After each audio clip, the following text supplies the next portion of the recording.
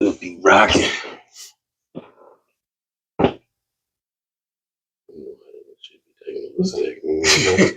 You know, technology. Go. Y'all know what time it is.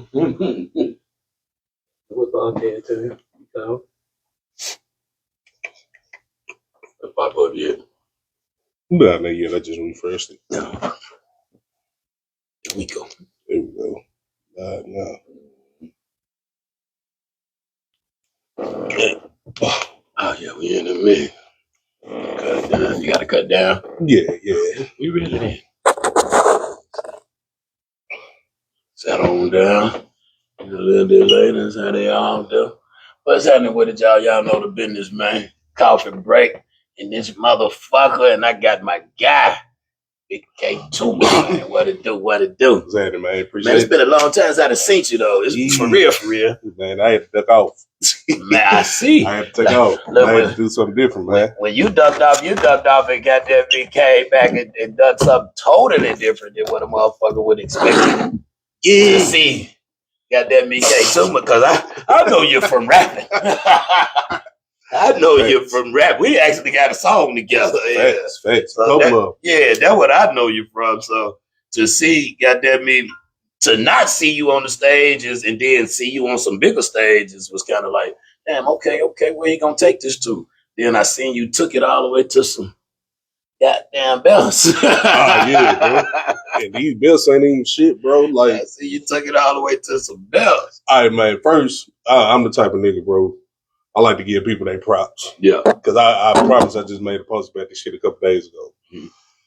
Give you and your crew y'all props for actually being like some legit real niggas, bro, when it comes down to anything dealing with business. Because every time I done hit you up, you either gave me some kind of response. If I hit you up, hey, bro, what's the price for this? You hit me right back with it. It wasn't no delay, wasn't no bullshit, nothing. Also, shit that we about to get into. Mm-hmm. I'm really on the press run right now, trying to do some local promotion type shit. Okay. Bro, I got an event with Arkansas Travelers that's going to be televised coming out here soon at the end of the month. Okay. I got another show with Vino's on the 19th. It's about to pop off. I got that on my notes. Along with other stuff going on. Bro, I be doing shows and events for like back to school events. Like last year I gave out 350 backpacks off my own dime and shit. Man, you got to start goddamn me hitting me up on that shit. I would love to be involved in this shit. Now, where I'm going to with it, though, is the other media outlets around this motherfucker. Y'all can't be picky and choosy because you'll never know what's going on or who's doing what for the community. I seen that on your page, too, as far as you saying, like, exactly what you just explained. I'm on a tour, media tour run, what I got going on, and I done reached out to some of the media sources in the city. Really? And they've been on some bullshit. Bro, like, no response there. Like, they can't reply to shit. Trying to charge a nigga $1,200 to $1,500 for a 5-minute radio interview. And these niggas that I done did work for, that looked out for when I was trying to learn how to do my own video stuff. Yeah. And that was years ago. This neither here. They're not saying nobody owe me no favors. Yeah. But it's like, dang, I mean, the folks that I hit up is people that I personally knew. Yeah. So see, like, that be kind of one of our problems too. We don't want to help a motherfucker. Yep. we kind of fucked up like that. We do not be want to help a motherfucker. I ain't like that, and I know you're not like that, but the city has a name like that to really don't be want to help a motherfucker. That's kind of crazy. Thanks. And to be real with you, when a lot of the homies come up to me, because I still do music, still record folks and all this stuff, and we be having like some hard conversations in my studio, and I be telling folks like, hey, bro, you gonna know that I'm speaking from experience on this. A lot of shit is still the same from like damn near 20 years ago. And I don't know what it is about the mentality out here. I don't know. It's the same shit, just new faces. And it's like, what we gonna do to grow and evolve from this shit? But there's neither here or that ain't what I'm here about. Yeah, that's what's that. So let's get to, I seen this on your page too. Now this threw me for a whole goddamn loop. Yeah. Your first time storm chasing?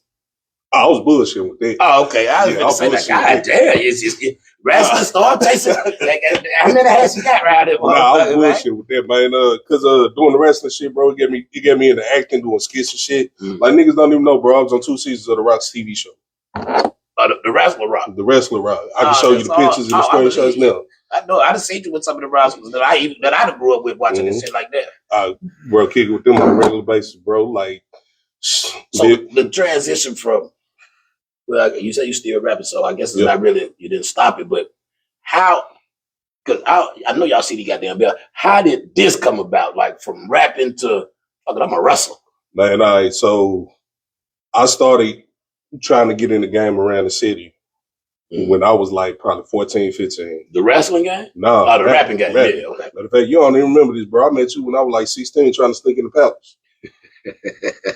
And you like, hey, that nigga look about 30, let him in. That's what's like, so, but I always had this thing where I was like, man, this ain't no hate or no diss towards nobody. Yeah.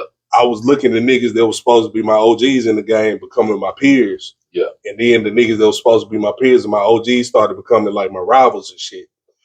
Which not saying it ain't no beef between nobody or no competition shit, but you know, rapping and shit, when you on a feature with somebody, you trying to have rap. Yeah, friendly competition. So it's like friendly competition and shit. But then I got to a point too where I was like, all right, I'm gonna get this shit 10 years of my life from 15 to 25. Okay. If that shit don't start popping out the way that I feel it needs to be popping out, at least on the independent level, I'm gonna have to slide and find something else. Yeah. I can still do the same shit, but I can still slide and do something different.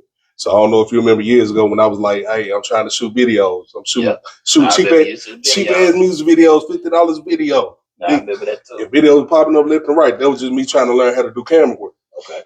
And learn how to do editing and shit. I'm assuming you got that now. Yeah, get all this shit, bro. Fucked around and get to a point to where, I know this finna sound crazy. A nigga tried to play me when it came down to the video work, and I legit wanted to put my hands on. And I was like, I need to find something different. So I stayed back for a minute and ended up just going to a random ass show and hopping in the ring. And they were like, hey, bro, you can move pretty good for a big dude. Like one of them wrestling matches where they be like, anybody out here want to wrestle? And yeah. You was one of them motherfuckers like, fuck it, I was just out the blue. Didn't plan to come do it or nothing, though, or did. Like I planned it, so me and this dude named Don, man. I'm still crazy. Yeah, I'm gonna forever give bro his props. Me and dude was going back and forth arguing about like some music related, man. Like who dope, Lil Wayne or Ludacris? Who get the best track record or background as far as like jumping in the music game for themselves. Mm. And I was throwing out Nelly. I was like, if you look at Nelly, that nigga ain't had no real cosigns back then. Yeah. But I seen an interview with him saying something about that too. But they were hot than the motherfucker. But me and dude were going back and forth. And I was like, man, who the fuck is this dude? Let me hop on his page and shit. Yeah. Hopped on the page. He was in the ring with a belt. And I was like, hey, bro, you say you live in Little Rock. Where you doing this wrestling shit at? He told me and I showed up. And I've been stuck. That's what's up. So, hey, anybody want to wrestle up in this motherfucker? Yeah, I do. Yeah, me, motherfucker. Man, So just with that, I want to wrestle, and you getting in the ring with a motherfucker that's kind of, was he halfway experienced or experienced? Yeah, so they was doing a training session before the show. Okay. It ain't like they just gonna put you in the ring in the actual show. It's like, hey, if you think you want to do it, come in. We're gonna teach you how to run the ropes. So you have to take a couple bumps. Yeah. And if you want to stick with it, you stick with it. Then you sign up for the training school, or you just roll on. Yeah. Man, I was like, hey, I'm bored. I ain't got shit to do around this mother. I had just moved back up here from Florida. So I was like, hey, I'm going to hop on it. Just had something to do. Yeah. But then it started taking off. And I was like, all right, I got to stick with it. I can't quit it. Yeah. And then the bigger names started popping up. Like we on my phone right there. But like, bro, I legit got Booker T and his wife's name saved in my phone right I just seen you with pictures of different wrestlers, though. Like big wrestlers from back in the Gap, like that we used to watch and grow up with. So I believe you. You ain't got to pull your phone up. Look how Ronnie Gold. What's happening? Ronnie Gold saying what's happening. She proud of you. She out here doing the shit too, man. Oh yeah, I got to track with her too. She doing that thing. I met her actually at the radio station when I first met Miss Ronnie Gold. I had paid for some radio commercials for something we was doing or something. Ain't no telling. But I see you got a wrestling event coming up at Vino's. Yeah. Is that an actual? Is y'all gonna be in that wrestling? Yeah, bro. In Vino's, bro. We going on like a year and a half doing it in Vino's right now.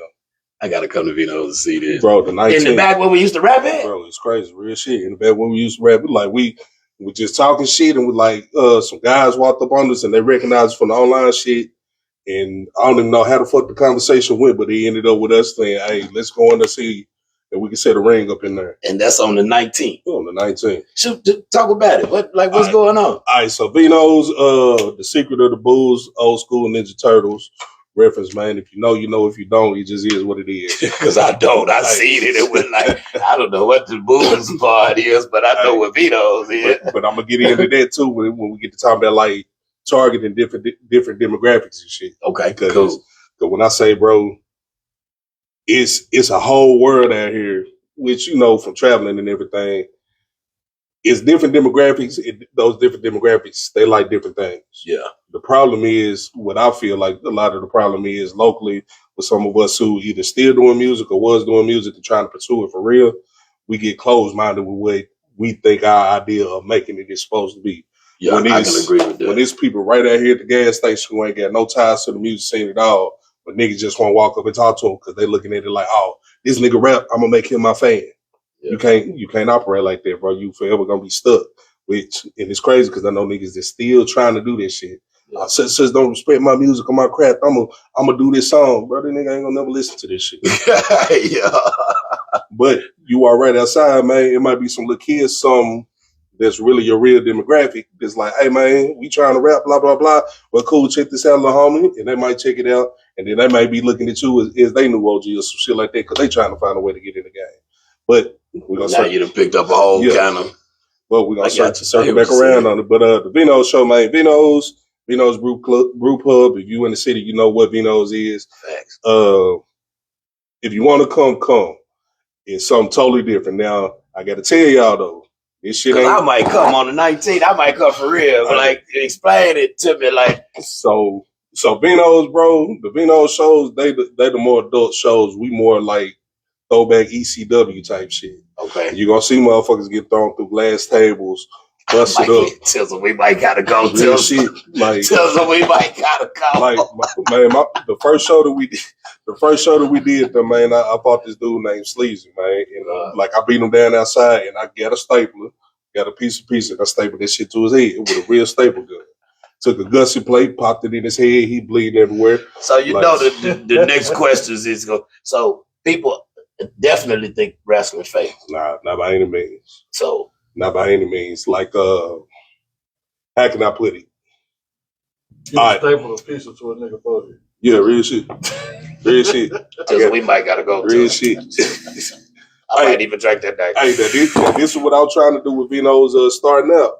I was trying to reach out to homies in the rap community saying, hey, I know y'all don't really know much about this side of the wrestling shit. But I want y'all to come out here and get on the microphone and just do reactions to the shit that's going on. Yeah. And I was willing to pay niggas for that shit. Like just reactions, like the motherfucker on the side commentating. Uh-huh. Well, I'm coming.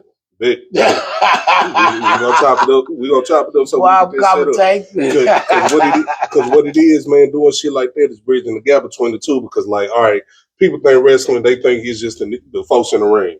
Bro, it's 600 jobs behind this shit. Every wrestler need music. Every wrestler need gear. Every TV show and every show needs music. What else? The commercials and stuff that we in, the acting stuff that we be doing, bro. All of this stuff ties together. You got the models, you got the ring crew, you got the camera crew. You got people. Anything dealing with anything you need some rappers for is why call me. I get you, bro. Like, bro, I was hitting folks up, bro, because, like, all right. You said Japan, too? Oh, we definitely come. Like, all right, man, all right, one of my main spots I work for is Memphis Wrestling. We do a lot of stuff with the Memphis Grizzlies on a regular basis. Well, we coming to Memphis. like my homeboy, my player partner DJ, shout out Clown 6. One of the dopest DJs in the game, and you'll never know it. That's hard. You'll never know it. But when you walk up and see him at a wrestling show, he running all this shit. That's hard. So explain your belts. Like, because you got 3 of these motherfuckers. Yeah. Matter of fact, I ain't even touched one. I want to make sure they ain't. Go ahead. One of them motherfuckers. Oh, no, them motherfuckers. I ain't even have to. No, this ain't one of them little WWC ones I got when I went to the Bar Coliseum. Nah, that motherfucker here one. Hulk Hogan had. Motherfucker heavy too. That belt you get right there, man. That belt ready. Bro, this motherfucker heavy. Yeah, I keep that belt as a symbol because the company it was made for ain't really running no more. But the idea of what the company represents. That was like the first. Oh, this is the Arkansas. Yep. Okay. Arkansas Wrestling Organization, man. It was started by one of my mentors, out here locally who helped me get in the game. But was it the first one here? First wrestling situation here? It wasn't the first one here, but the first one to step in and say, "Hey, bro, we finna do this shit the right way." But the company, although it ain't running, anytime I win the Arkansas title, I carry that belt instead of whatever that company's title is. Because man, one, it's out of respect for my mentor, but two, the idea that it represents is like, hey, anybody can be anything if you want to carry it that way. Yeah. With a lot of this stuff, man, you can only control what you can control when it comes down to a lot of shit. Especially when it comes down to like media marketing and whatnot. If you sign a deal and the label don't want to push you, you just stuck. With this and what we doing with wrestling, and now that we know the correct way to do it, none of that shit matters. Them belts get you paid more though, don't they? In a sense, yeah. The belts basically set you up with the belts are your credit, pretty much. The belts is like, hey, if this company trusts you with their top belt, it's something about you that promote either trust or it's something about you that's putting asses in seats and making people money. And I had watched that what is the Von Erichs thing? But it was said as far as like when you get a belt, it's like it's just a promotion. Yep. Type of business until you get that what the world champion heavyweight or what is it? Yep. Yeah, you get the main strap. So all of the titles basically they are promotional props in a sense. Okay. But is storylines and investments tied to it. So it's like you passing on one of your top songs. It's like you saying, hey man, I want to do a remix to Turn It Down, but I don't want to be on it. I'm going to pass it to one of my youngins. There's going to be an honor for them off of your name and off your legacy. Gotcha. So a belt is the same thing. So think of like the classic wrestler like a Ric Flair. Yeah. Ric Flair hold the belt forever and everybody know him, but then when that person finally beat him, they brought that person up to Ric Flair level. Yeah. So that's what the investment in the belts are. And plus they send you around and set you up with more opportunities, and then the shit just flashing when people walk around with them on their shoulders and shit. That motherfucker be in damn it for real. Mm-hmm. That ain't none of that make believe, make up. Nah. It's a real. It's a real goddamn belt. So I see something else. What is? Hold up.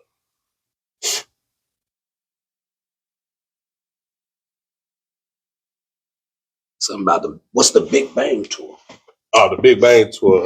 This is me going back to my shit.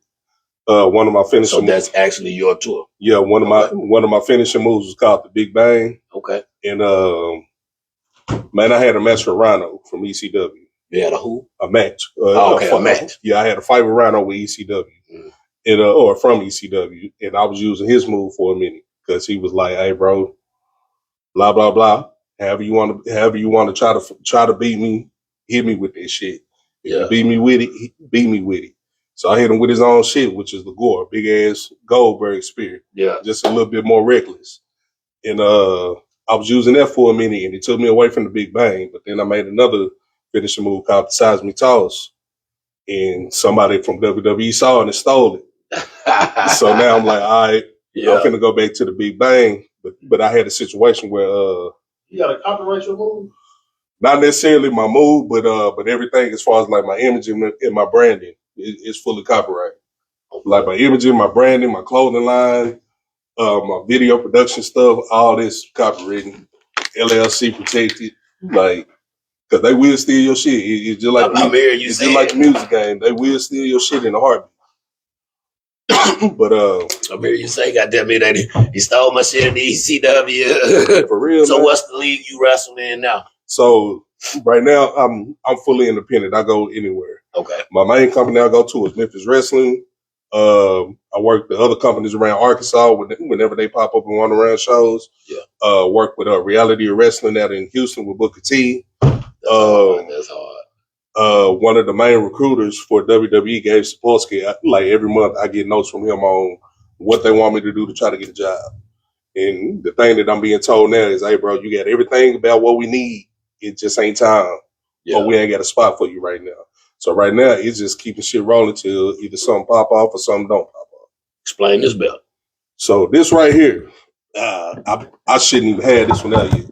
This the Memphis Tag Team Championship. Me, little homie Big John Dalton, man, we won these belts in a ladder match that's gonna air this weekend. A ladder match. Yeah. Explain that. So a ladder match, you got to hold your belts are hanging from the ceiling. You got to win the match. You got to climb the ladder, pull the belts down. Okay, so it's literally a ladder match. Now the crazy thing about it though, when we won these, you remember the Hardy Boys, man, Jeff Hardy. Yeah, we won these and was presenting these by Matt Hardy. Ah, that's hard. That's hard. Yep.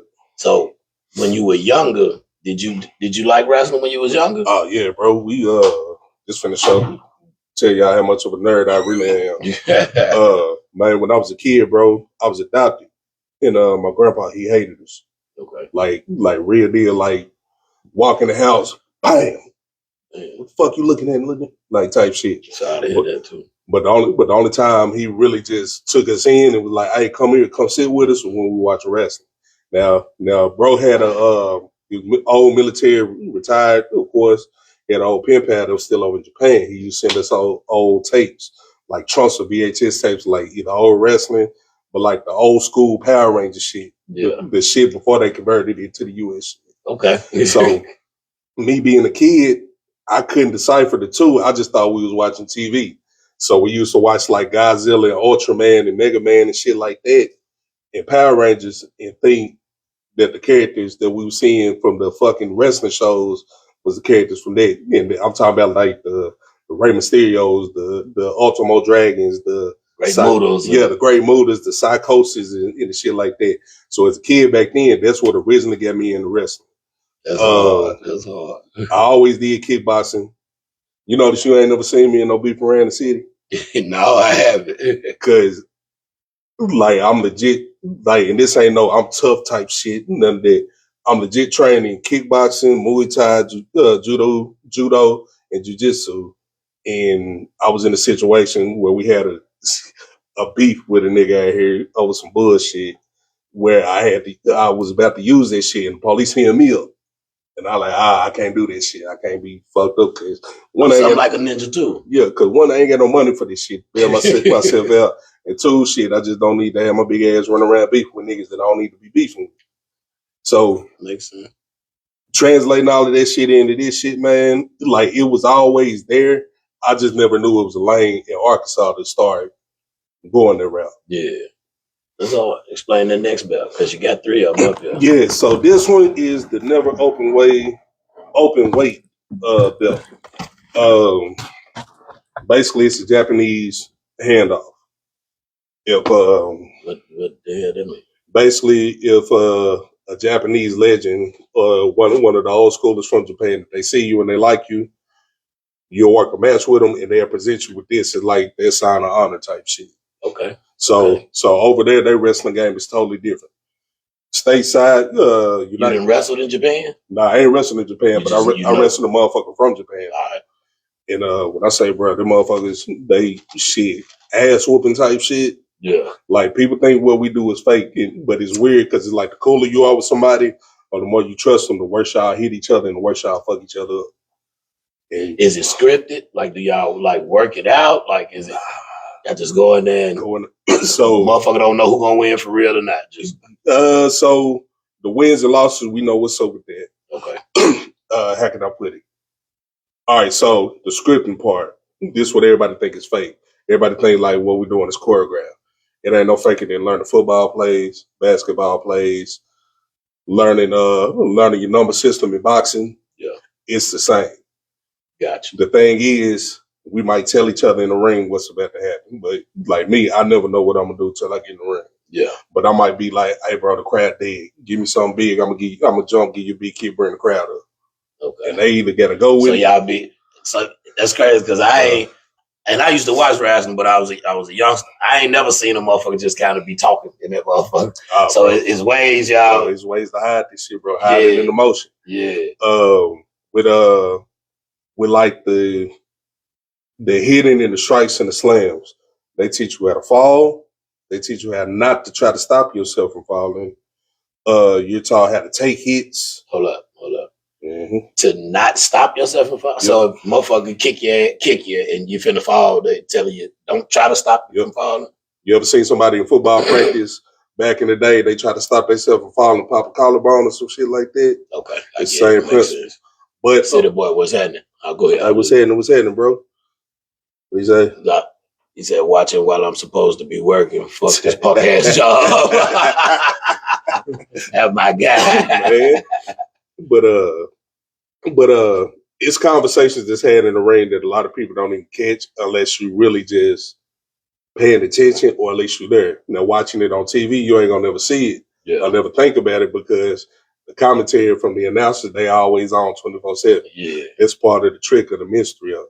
Okay. Now, when you get the episodic wrestling or televised wrestling, it ain't about the wins or losses. It ain't even about the moves. It's about the story that's being told. The entertainment of it. Yep. So, like, everybody know about the Roman Reigns and the Bloodline shit. Okay. Bro, they legit been telling this same story for 5 years. She said, tell Toomer he's supposed to put one of them Nacho Libre masks on and put me in the headlock. I don't know about the mask, but a mask ain't gonna hide my big ass. But I get you though. I get you. But yeah, bro, this shit, bro, is something different, man. It's something I ain't never thought I'd be into, to be real with you. I certainly wouldn't have thought it would have been taken off the way that it is. It definitely looked like it's paying definitely better than local rapping. Man, in 1 year really moving around and traveling and saving my money, I was able to buy a house. That's cool. In 1 year. That's cool. That's cool. Where rapping, we was paying to get on stage. Yeah, it was a time that we had to do that. That's been a long time for me. You graduated past that. Yeah. If I pop back up right now, I still got to pay to get on stage. It just depends your connections, and you know, so just like with anything else, you know what I'm saying? Just your connections and your plugs and shit like that. Definitely, if I had anything going on, definitely wouldn't have to pay because I know you can really rap. You know what I'm saying? So it wouldn't be nothing like that with us. You know what I'm saying? We throw little shows here and there. Excuse me for saying a little bit. Ain't little about the shit we be doing. But we throw shows here and there. You know I still be even at this venue, we throw shows here. Hey, I still be tapped in and following and watching what's going on. I just be like Batman off in the distance, man, because I be in and out so much. And you say you still dealing with the music too, far as recording. And yeah, man. TV show theme songs, voice acting, voiceover stuff. Doing theme music for like our special events. Yeah. What else? Theme songs for other wrestlers. I'm always recording and dropping like quick verses and stuff here and there, posting them bullshits on like TikTok just to get extra traction and shit. The main thing though is the TV placement, the movie placement, the radio placement.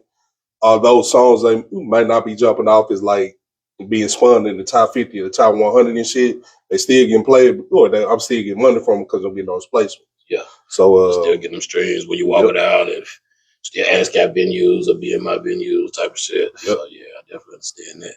Man. That's cool though. So is it a lot of like how it is with the local rappers, the local rap scene, independent rap scene? It's a lot of us. Is it a lot of local or independent wrestlers from Little Rock or Arkansas? It's a few of us out here. It's definitely growing. Okay. Cause before you, I never knew. Like, it wasn't nobody out here doing. Yeah. Bro, I'm be real with you. But when I started putting it out there about the wrestling stuff, niggas was trying to be funny about it. Like be funny, like what you mean? Like he ha type for that. Oh, look at this nigga, what he doing? And then it started taking off. Now you seeing more and more folks online openly talking about, hey bro, I'm a wrestling fan. Hey bro, I'm watching Raw tonight. Or, hey bro, I'm watching SmackDown, and they online going. It's kind of hard to believe because around my era and the people I fuck with, like even right now, grown ass motherfucker, 40, 50 years old, is still on wrestling, like still fucking with it. Like it ain't no secret or nigga ain't ashamed of or nothing. Like niggas I fuck with. I grew up with Sting, Macho Man, like you said, we just were talking about this the other day. Yeah, Lex Luger. Ultimate Warrior, like I just said, Great Muda. Goddamn it, all them type motherfuckers. Like real shit. I did a match with one of Rock's cousins, Zilla, Fatu. If you watch SmackDown right now, you know about Jacob Fatu. Y'all ain't met Zilla yet. Okay. But he one of the ones that's definitely up next. But if you know like Umaga and 3 Minute Warning, he was Jamal. He also one of really all the Samoans. They just Polynesian niggas. But they whole family damn near running the game right now. Zilla, he one of the ones that's up next. Okay. Like I had one of his biggest matches with him. We working on trying to get Rikishi out here for a joint. Yeah, I remember Big Rikishi. Big ass Rikishi. Yeah. So you talking about that Rock TV show? Yeah. I think Rikishi on there or something, man. No, they couldn't use the Rikishi name, so they had somebody in reference to him. They just had to change his name. It's like his mama, the Rock mama. I think his daddy was a wrestler. Yeah, his daddy was a wrestler. His granddaddy was a wrestler. His mama had his grandma had her own wrestling company. They got bought out. The Rock just was in the mix, bro. He was gonna be a wrestler, and then fucking he was like Devon Harris. Hey man, you back from the real shit. Real shit. Go get the training. You wrestling. But the craziest thing to me about that is like, all right, we did the TV show Young Rock, right? Mm-hmm. The whole time though we're training, and I'm being trained by Chavo Guerrero, Eddie Guerrero nephew. Okay. I'm out there kicking it with Mark. Eddie used to come out there with little colorful ass pants. And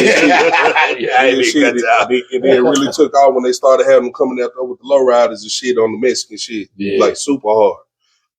Getting able to meet people like say Booker T, be a mentor by him, meeting folks like Mark Henry, Ron Simmons, Bradshaw, fucking Ted DiBiase and shit like that. The Steiner brothers was jumping back then, nigga. I'm talking about brothers. And then the crazy thing about it is they don't even talk to you about wrestling, bro. They talk to you about how to set up your finances and shit for when the wrestling shit done.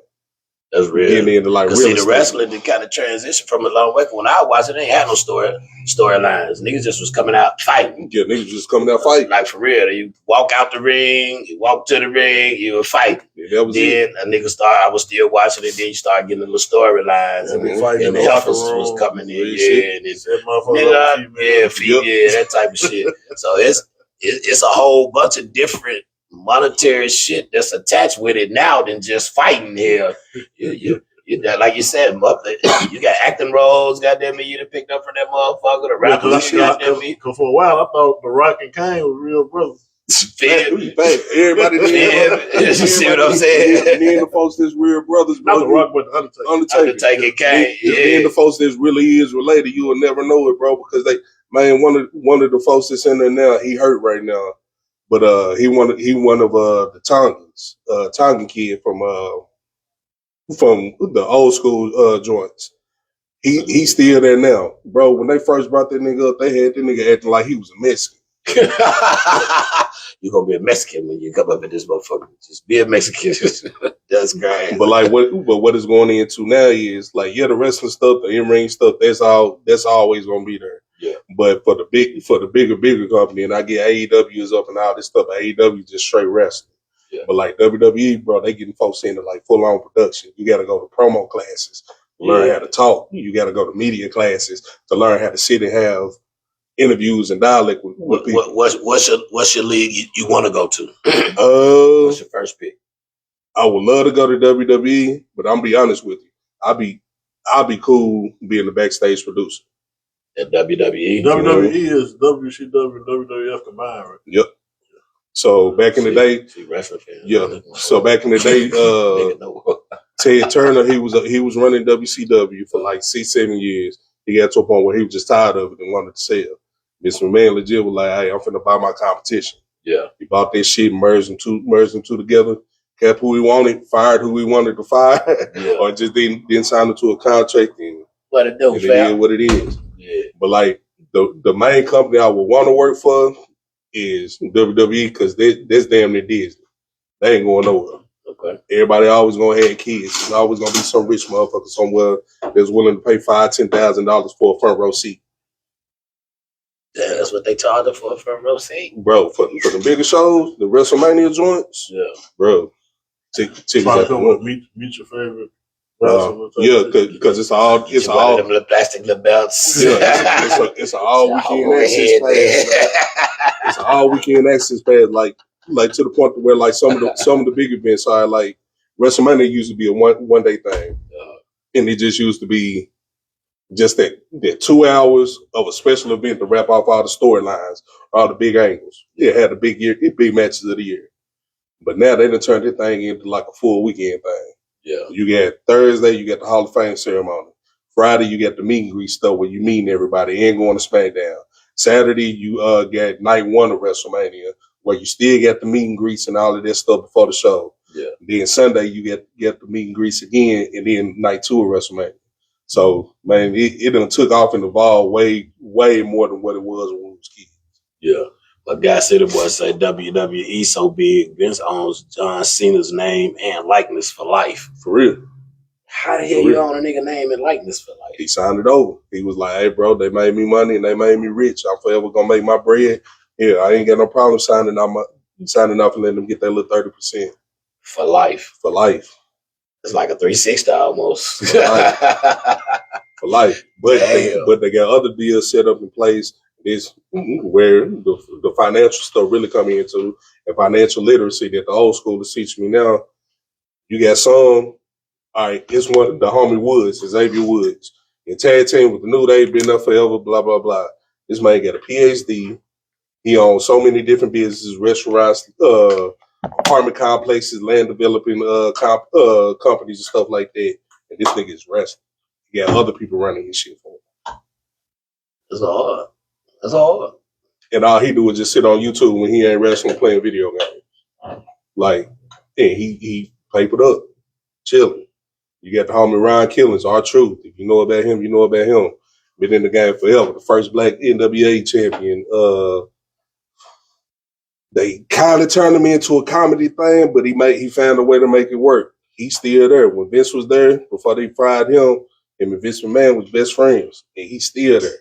Yeah. Man, 52, been there since 2003. Damn. Still a wrestler. Still a wrestler. And even if you're on the main roster and you making the low end, your low end contract might be $350 guaranteed, but that's not including your merch. It's not including appearances. It's not including if, say, a TV show pop up and they say, hey, we need a cameo for somebody. They're going to reach out. Hey, who you get? This who we need. Motherfucker getting paid like a goddamn series. Like a goddamn shit. Like Power or something right there. Real shit. Yeah, he 52. Real shit. So the more, I guess, younger and seasoned wrestlers, they get more than 350. It depends. It depends on the level that the company see you in, and it depends on if they think they can get their money back off of that investment they're gonna put into. Okay. Like you got some guys that's like inside to LA. Yep. Like you got some guys and girls that's like, all right, I'll tell you what Booker T told me when he called me out there. They're like, hey man, I got a lot of guys and girls that body wise they look like $1 million. They look like Division I athletes. But when it come down time to doing what we do in the ring and keeping people invested, they don't know what the fuck they doing. Yeah. Because problem is half of them out there trying to fight for real. When if you been in a real fight, shit, you know, shit, that fight gonna last about 20 seconds. Or you hugging, 20 too long. Yeah. You on the ground, 7 seconds. Bitch, if I can't get you with this, pat. Bitch, we going to the car. Then you bring somebody like me in. Who knows how to turn this shit off. And when you fighting, you're not supposed to telegraph. In a realm of wrestling, for it to convey for the audience, you're supposed to telegraph. Yeah. That way, they shit easier to be seen. So it's like little shit like that. Like, hey man, this guy 6'6", chiseled up, Jack, look like $1 million already. He could be the Rock's body double, but the nigga trash in the ring. He walk like a robot. Yeah, just get out there and work with him, run circles around. And I be fucking them in shape niggas up. I be fucking them in shape ass niggas. You little in shape ass niggas. Yeah, it's fucking you up. They run the circles around you in the goddamn wrestling ring. All kind of drop kicks and clotheslines, everything. Yeah, know that. Yeah, what's happening with that? but the bigger picture of it all, man, is at the end of the day, it's a business. Yeah, they teach you how not to say shit personal, how to market yourself. It's entertainment. Yep. Get the motherfucking crowd going. You could be the dopest nigga in the game, but it just might not be your time right now. Cause they might be going somewhere like, all right, with the E, like I said, WWE is Disney. Yeah. So this little inside trick, if you watch wrestling and follow it to know where they're going and who they're gonna push. When they do their promotional stuff, upcoming, we going to Japan, blah, blah, blah. You know, whoever they Japanese wrestler on the card, that's who finna be your next. When they say, hey, we finna go to California, blah, blah, blah, and do a big press run. Whoever the main person from California, like a Rey Mysterio or somebody, he from San Diego, That's who up next, or somebody from his crew. So when I was watching the documentary, the Von Erichs, Mm-hmm. and who he was fighting, he was gonna fight. You talking about the documentary or the movie? The movie. Shit. For the belt. They finna fight Ric Flair. No, the dude Ric Flair took the belt from. Yeah. Ron. What was his name? He fought him first when he slammed him outside the ring. Yeah, I know what you're talking about. It wasn't Ron Simmons.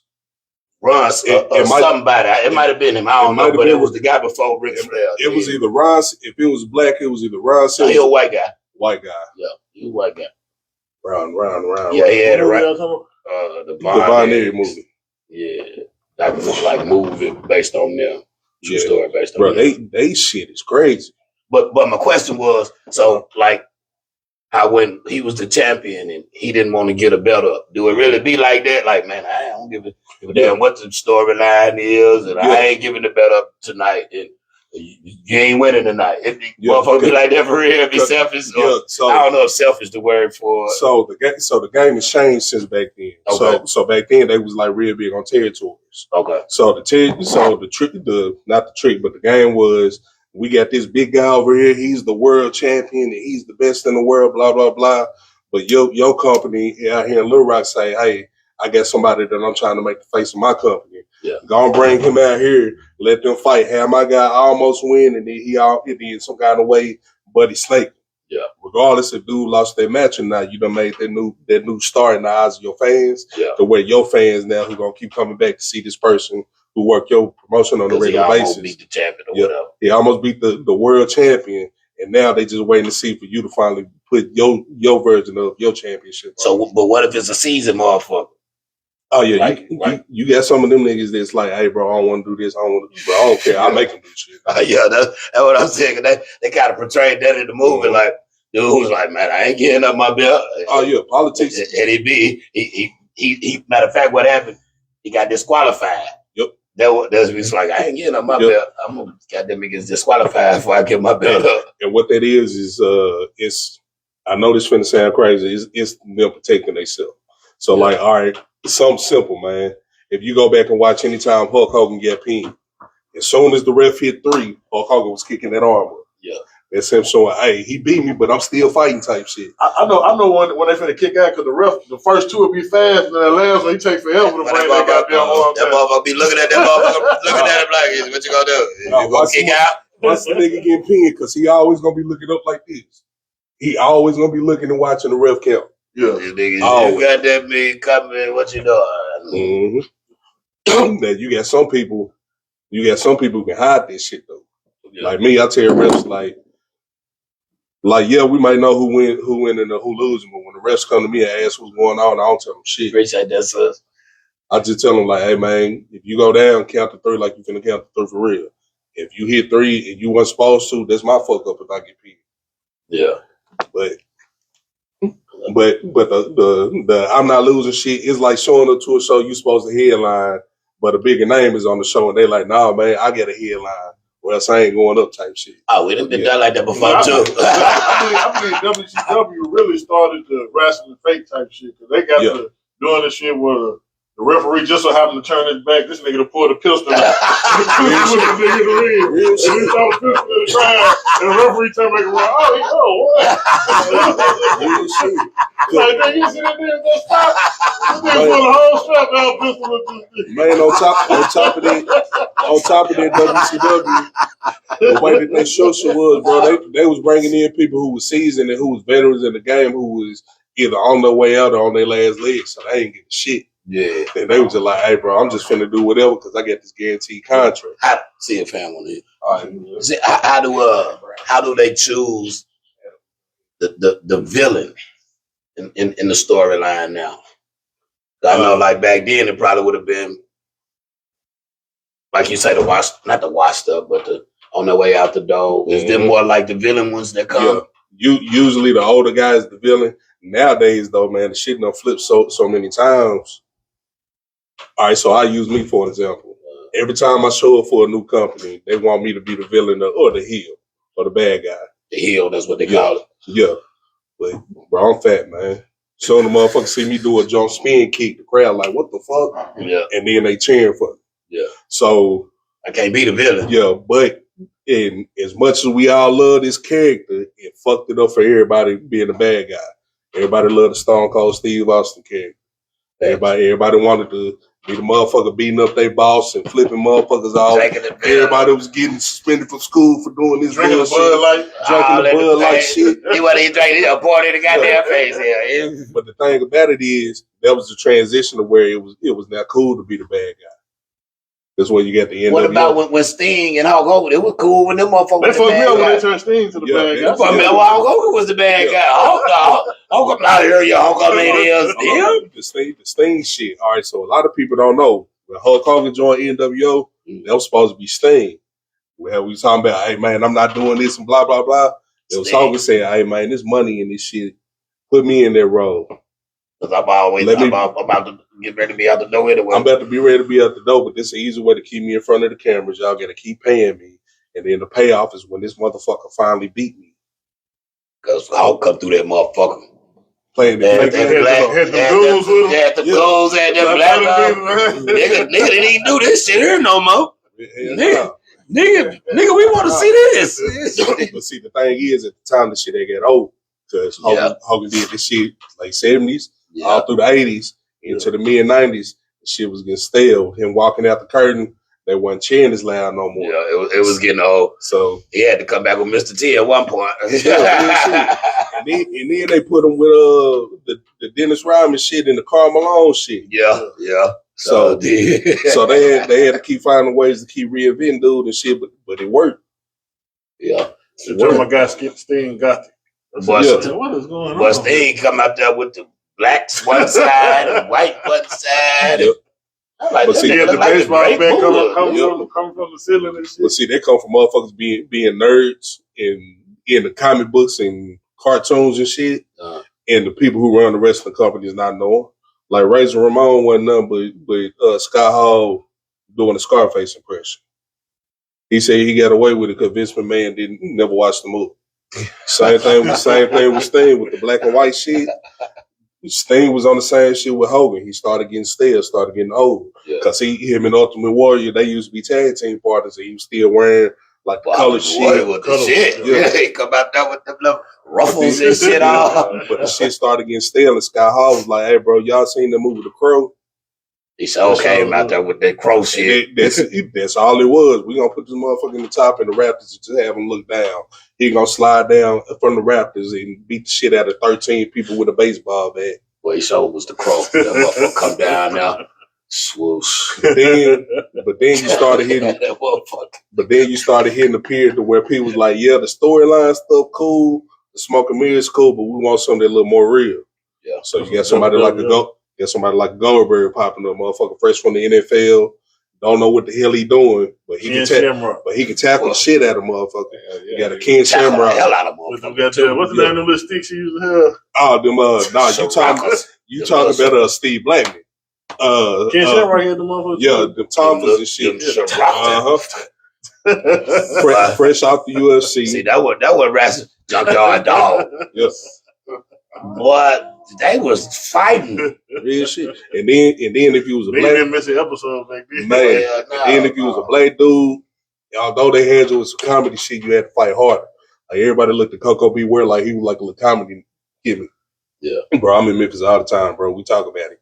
Coco would fuck people up. I'll tell you who I think had the best promo, like as an introduction. Who that? The Y2K motherfucker. Oh, real shit, Chris Jericho. Real shit. They had, like, before he was coming out, they were putting little commercials out. We were like, what's this nigga finna be? And still doing shit right now. Who next? Man, but the promo shit, bro, like, all right, the wrestling shit, it is what it is with the stuff in the ring, but the promo and the character stuff is what get everybody over. Like, everybody got something that, like, all right, the parallel between the music and wrestling. Everybody got a quote, a laugh, something that they do. And Jadakiss will do a laugh. Yeah. A Luda will pop in Luda. Yeah. Jesus with the yeah. I hit this shit. Ladies and gentlemen, boys and girls, children of all ages, D Generation X proudly presents to you one half of the tag team champions of the world, the Road Dogg Billy Gunn, badass Billy Gunn. We are the New Age Outlaws, and if you ain't down with that, we got 2 words for you: suck it. Yeah. You get the crowd behind you. They go crazy. Stone Cold, what? What? Rock, if you get those calling responses and you got the crowd actually calling back to you and saying this shit for you like they quoting the song, you got them. Crowd reaction. Like for me, bro, I legit I took the show no shit from the last drag. Show enough. Because when nobody in his real shit, I walk out and be like, hey, bro, blah, blah, blah. But before we all do that, hey, I got to ask these people, am I the meanest? Show enough. Am I the hungriest? Show enough. Am I the baddest motherfucker low down on the stand? Show enough. And then I say dumb shit. Like, yeah, bro, y'all know I'm ready to fight. I'm finna put something on this dude so cold. He gonna wake up asking his mama if she can wear shoes in an apartment. House shoes in an apartment. If you gonna wake up asking your mama what color is a mirror. Hey fam, what size hospital bed you wear? Like it's little shit like that, man, that brings people into the personality of the shit. Cause at the end of the day, bro, you can be the best wrestler in the world, but if people don't care about you as a character or even as a person beyond their character, and this shit don't mean nothing. Yeah, because Mankind really wasn't shit, but we cared about him because we're like, man, let's retire to do that. Man, quit jumping on him. Talking to the sock, man. Jumping on him. But come to find out, he switched up. Like that nigga wasn't even talking. Yeah, but come to find out, Nick Foley. He the smartest motherfucker you can ever talk to. Like real shit. Then looked up, damn, this nigga the manager of wrestling or some shit. He ended up being like the manager of some shit. Like, but if you think about it, like the biggest names of wrestling, bro. If you really think about their matches, they really didn't do shit, bro. Like I say, Mean Green kept it all the way live. Macho Man was elite.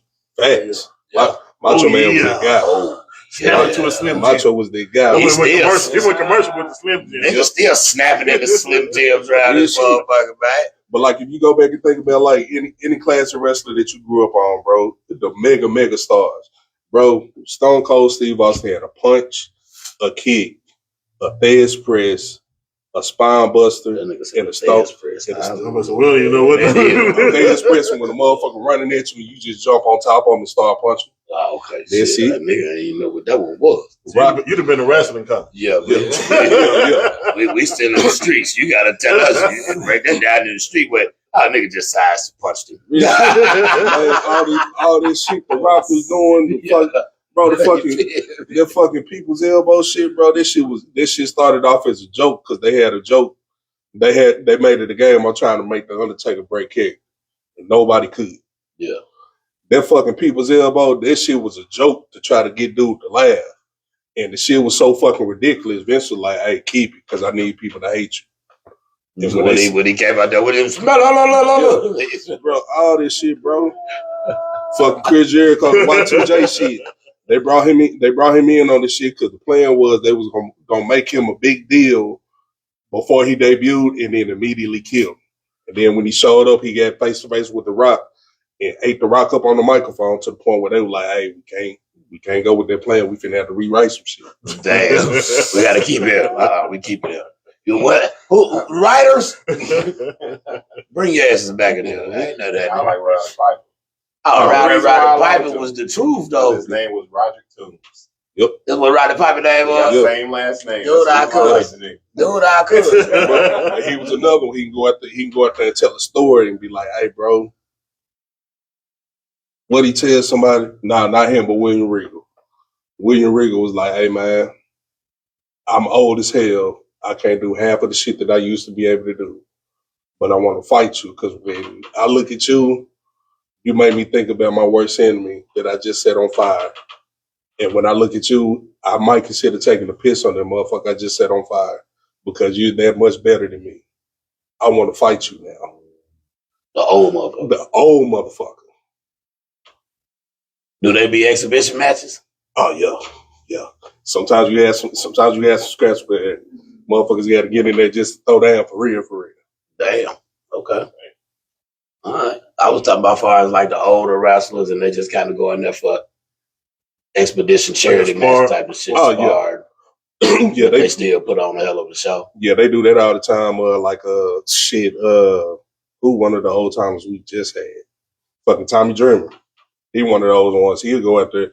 Tommy Dreamer, he'll work a match, but shit, that match, y'all gonna be all up in the stands fighting. He gonna be throwing trash cans at you. How old is it? Dreamer gotta be in his 50s, 54, 50, 55 maybe. Okay. He's still in the stands and then the crowd, and he's still trying to make goddamn me so he get booked. Real shit. Okay. And don't even have to, because he like one of the main producers for one of the biggest companies right now. So he just do the shit because he wants to. Okay. So motherfuckers, so we got established that it ain't fake. We do got established that it is got some little script in it. Mm-hmm. But just like you say, motherfuckers, when you practicing for football, that shit ain't fake. When you practicing for basketball, that shit ain't fake. But we have also established that the money good in that motherfucker. Yeah, the money is parallel down into the rap shit, to the rap game. Yeah. Starting out, you ain't gonna make much because you just being known and being acclimated to people.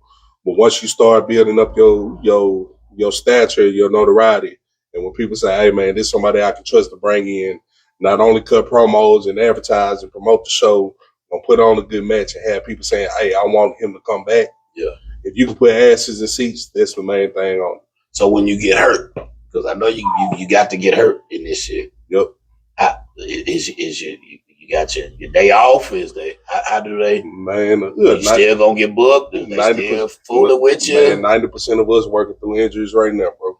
So it's one of them football injuries, man. I ain't even mentioned. Yep. Let's keep practicing to rock it out. Yep. Because all right, for me, I don't like traveling during the winter. So if I can thug it out at least till like the end of November, all right, I know I can sit down for a few weeks, go see the doctor, see what needs to happen, go on rehab and shit. It'd be cool. But from now throughout summer, and autumn and shit, give a damn what happens. Nigga wrestling. Bro, every week, like legit, I'll be in town, bro. I'll be home 3-4 days out of the week if I'm lucky. So this not on the 19th. That's not your next wrestling match. You got one before that. Yeah, I got one before that. On the 12th, that's out in Tuckerman, Arkansas, right outside of Newport, with the homie Tommy Dreamer I was just talking about for MACW. I ain't gonna make the Tucker. Oh yeah. I don't expect too many people from this area to drive out there. I'm gonna say, do most of the crowds be white folks? Hit or miss depending on where you at. If we in like the small rural towns like Oxford, Mississippi, or some shit like that, yeah, it's gonna be like a bunch of white folks. But the crazy thing about it, the white folks love niggas. I don't know what it is, but they love niggas. Entertainment wise. Yeah, entertainment wise. Yeah, that's been a fact all our life. Hey, City Boy say, if you had a choice, would you choose wrestling or UFC? Then he said, what's the difference other than fighting skills? Wrestling for sure. It ain't no real money in UFC. Real? Real shit. If you ain't on a so when they do the fight purse thing, they just tell you how much money that's actually being paid out. They're not telling you how they gotta split this shit. They gotta split this shit from not only the fight promoter, they gotta split it with the UFC, they gotta split it with their lawyers, they gotta split it with their team, their fight team. So somebody might have a match of the night and they get $250,000 for their fight purse. But they might be lucky if they go home with 30 of this shit. Damn. With wrestling, on the other hand, you're guaranteed, you know what you're getting, but you also get your merch, especially if you make your own merch. Yeah. All of my merch, I do all myself, so everything that I make off this shit, 100% come to me. Yeah. It's been nice where I done went to, 3-4 hours to a show, only got paid the little $30-$40 that the promoter gonna pay me. He knew I couldn't make nothing on merch, so he gonna throw me another $100 on top of it for my time. But it been other times I done walked out $2-3 grand in merch in one night, just sitting outside for 30 minutes to an hour after my match. So, that's all me. Now, if I have a team with me, because I take my camera crew and shit with me, I try to pay my camera crew. Anytime I get paid, I try to make sure whoever riding with me, they get something. Yeah. But if it's a trip where it's like knowing where you're going. All right, so I'm going to throw some throwback references because these spots ain't open no more. If you're going to perform a Cornerstone Pub, you knew what you was getting. Yeah. So it's the same thing, but when you're doing a show opening for such and such at the Plex, You know what you're getting at. Yeah. So you would prepare for what the venue is. So the same thing. Also, depending on where we're at. If I'm in Nashville, Tennessee, I know I can sell T-shirts $50 a shirt. Yeah. I know if I come home to Little Rock, I can only sell shirts maybe $10, $15. Maybe do a special deal too for $25 or something like that. So it's knowing your demographics and knowing the different areas that you're in. And then on top of it, just not being Hollywood about it. Half the time you go on someplace that these folks don't know shit about you. Yeah. So they ain't gonna buy your shit until you show them something to buy or something for them to connect to. Yeah. Like if it was a rap show, motherfucker didn't want to buy your shit till you go up there and perform and they like you said. You know what I'm saying? So yeah, I get that. That's real. And the biggest thing about the shit with wrestling, you're not wrestling in front of other wrestlers like how a lot of rap shows, you're rapping in front of other rappers. They're just waiting on their time. Yeah. Yeah, that's K-Toomer. Yeah, that me. Yeah. Ain't shit. That's K-Toomer. That motherfucker with 3 motherfucking belts. Well, I've been holding this piss. Hold on, I gotta go piss. Already. Oh, shit. If you done explain the belts. You said what, fam? Yeah, so this one, man, this the AWO belt, Arkansas Wrestling Organization. Anytime I win the belt from an Arkansas company, instead of me carrying theirs, I carry this one. This belt was basically created and designed for a company that one of my mentors started. But it wasn't just for the simple fact of that's my mentor. It's the idea that the belt represents. Basically, ain't no limitations to shit. One person can't control what's going on when it comes down to the success or the growth of a certain individual or a certain company. We don't do the politics. We don't do the bullshit. It's just, hey, if you're a dope worker, you come in, you do your shit.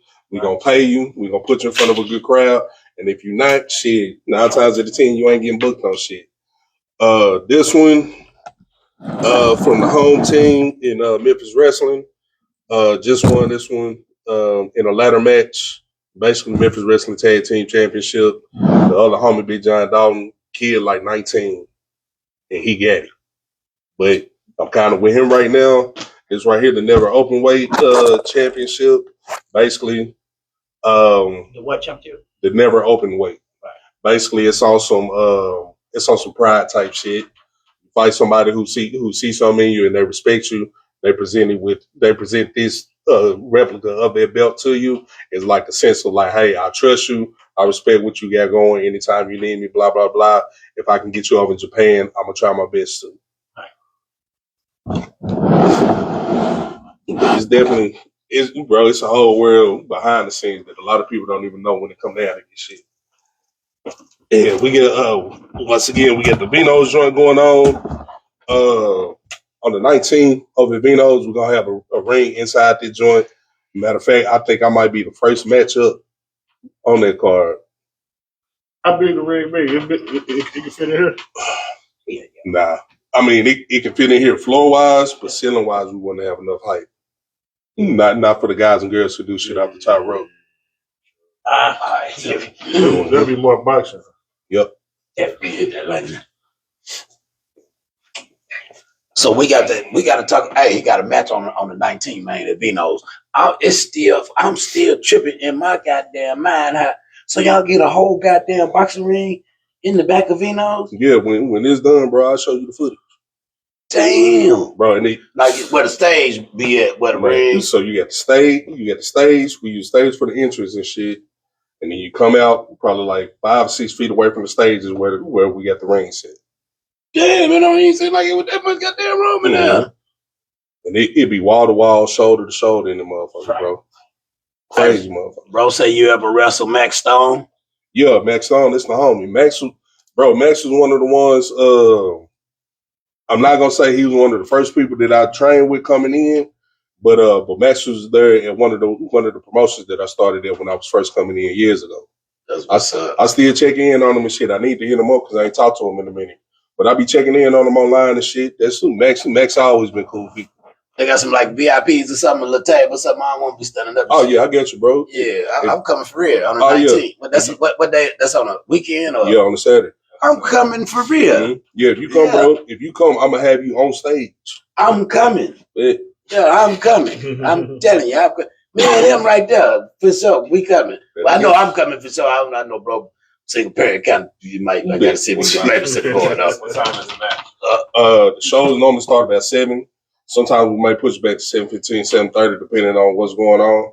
I fly back from Orlando at 12, so I was like, Shit, what's up? You gonna go with me? yeah, I go with you. Man, that's what's up. We coming, bro. We coming to that motherfucker. I got to see this shit, bro. man. Shit be crazy, man. You gonna see the performance aspect of it. Being a veteran on stage, you know what crowd control is. Shit, come with me. See, I asked you 'cause I know you be playing. You don't really come out. I bet. But it took me a couple of 2-3 seconds to say it. look, that's why I asked. I know he be bullshit. He ain't gonna really come out. Donna, what's up my hands with? What's that? But like real shit, bro. Like, what's going on, G? That's my big bro. But like being a veteran on stage, man, you know it's a difference between the nigga getting on stage rapping and the nigga with actual crowd control. Facts. Coming to this show, you gonna see like full on 100% crowd control. You gonna see full on 100% us trolling, trying to get away with jokes and shit. Like, bro, we set up a prop one time, bro. I did a thing to where I'm fat. It is what it is. I've been fat my whole life. I be doing shit. Say it is what it is. I be doing fat shit fat niggas ain't supposed to be doing. Man, I had to set up where I was like, hey man, I want to make the crowd laugh. How can I do it? Cool. I know I'm gonna have to get a point in the match where I'm gonna have to get beat down. When I get beat down, bro, I'm gonna roll over. I'm pull 5 cheeseburgers from under the ring and start eating them bitches. Oh, I just started with skid. Start eating them bitches. Bro, it can show you the footage. I believe. How Hogan would do the 1, 2, 3, you shit. Yeah.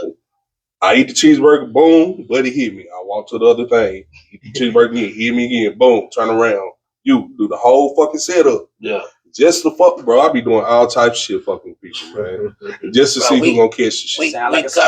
We coming on the 19th, 7 o'clock at Vino's. I'm coming.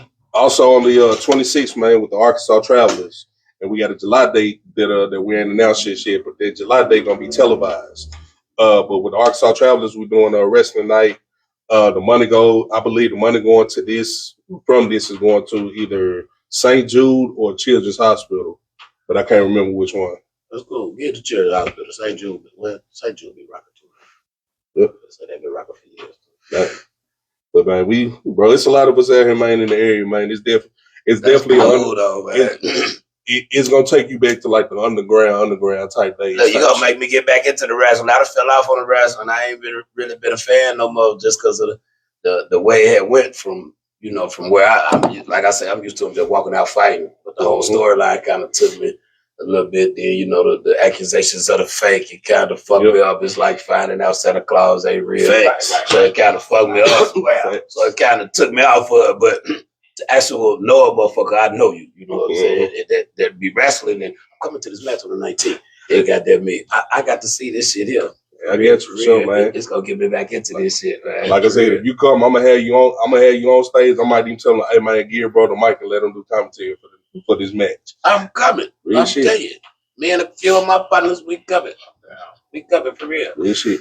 I just want to sit down. We ain't tripping about paying to get in. If we got to pay all that's cool. I just want to have somewhere to sit. I get you for sure. Yeah. I get you for sure. Yeah, we in the mix. My feeling. Hey. Yeah, we in the mix. Yeah, we in the mix. 7 o'clock. I'm gonna be there sharp. Yep. Yeah, because I definitely want to see it. I want to see all the other wrestlers too. So it's gonna be other wrestlers from different states in this event. Different states. You got the core group, which is like maybe 4 or 5 of us here that actually sit up and run the show.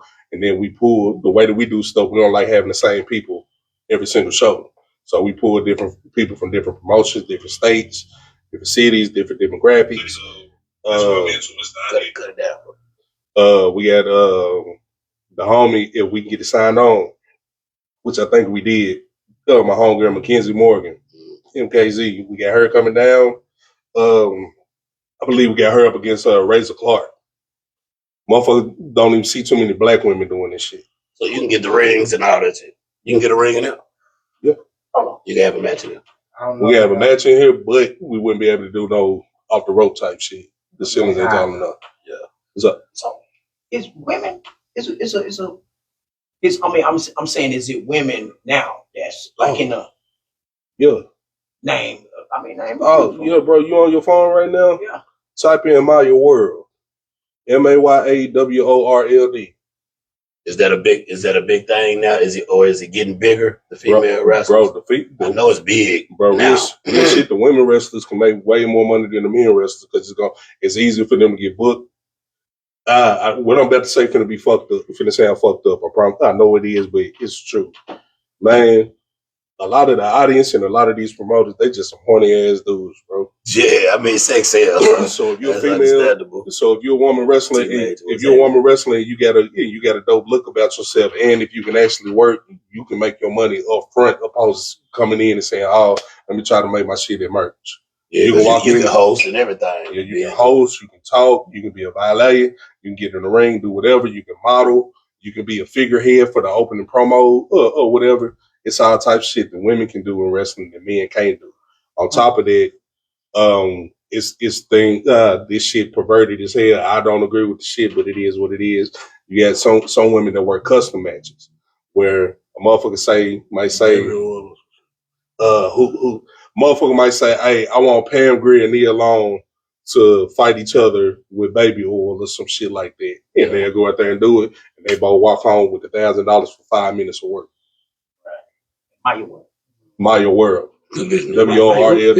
And I'm just using her as an example because you finna see how she looks. Now, she don't get into no crazy shit. She going was straight to her. but you finna just say what's up, y'all. What's that, the T man?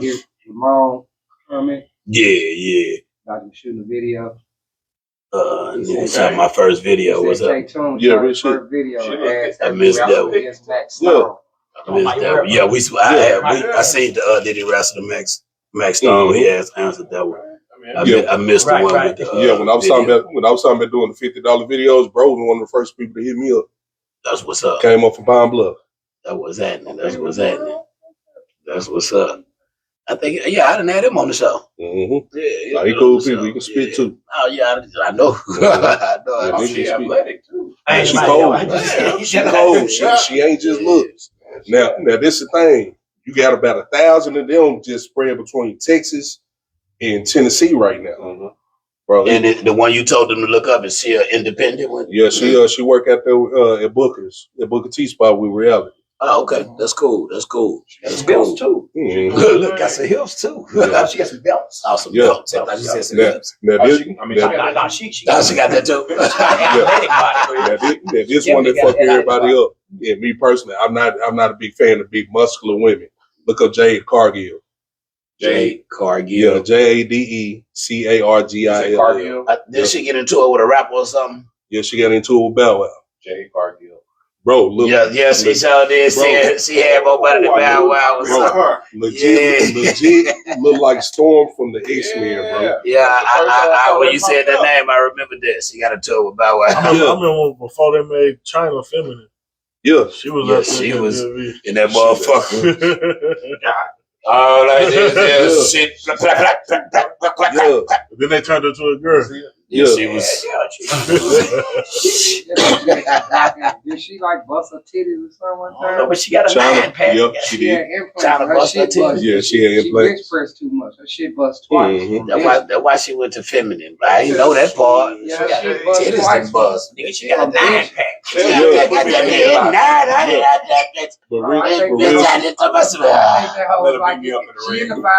for real shit. She was on way before she got in the rest. She did now. I remember. I think China passed. Oh damn, my bad. Hey. She died. I seen years still ago. What's she done for? I want to say overdosing. Oh, yeah. But it was on some drugs or something. She already had lost some contracts, Yeah, I know like steroids. I remember that. That's what kind of got out the limelight. Yeah, she did the sex tape with old boy, with X-Spot. And so, if you haven't already, I know you have been on here out. How easy is it for males and females to kind of venture off into that? Oh, it ain't easy at all. Wow. It ain't easy at all, man. Like, the training alone, how I like to try to describe training. The training is like playing football when you was young, and then not doing the shit for 5 to 10 years, and then going back and thinking you can still pick up right where you left off, and then realize you got to retrain and shit. We got that out of breath right there.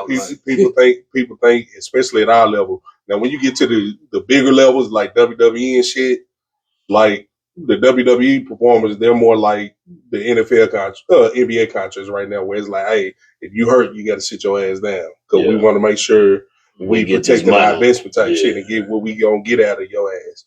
But at our level, where we still trying to get that job, bro, we really be banging, bro. Like, how far are you away from a WWE or a WCW? Man, I know this finna sound arrogant, but I'm like right there.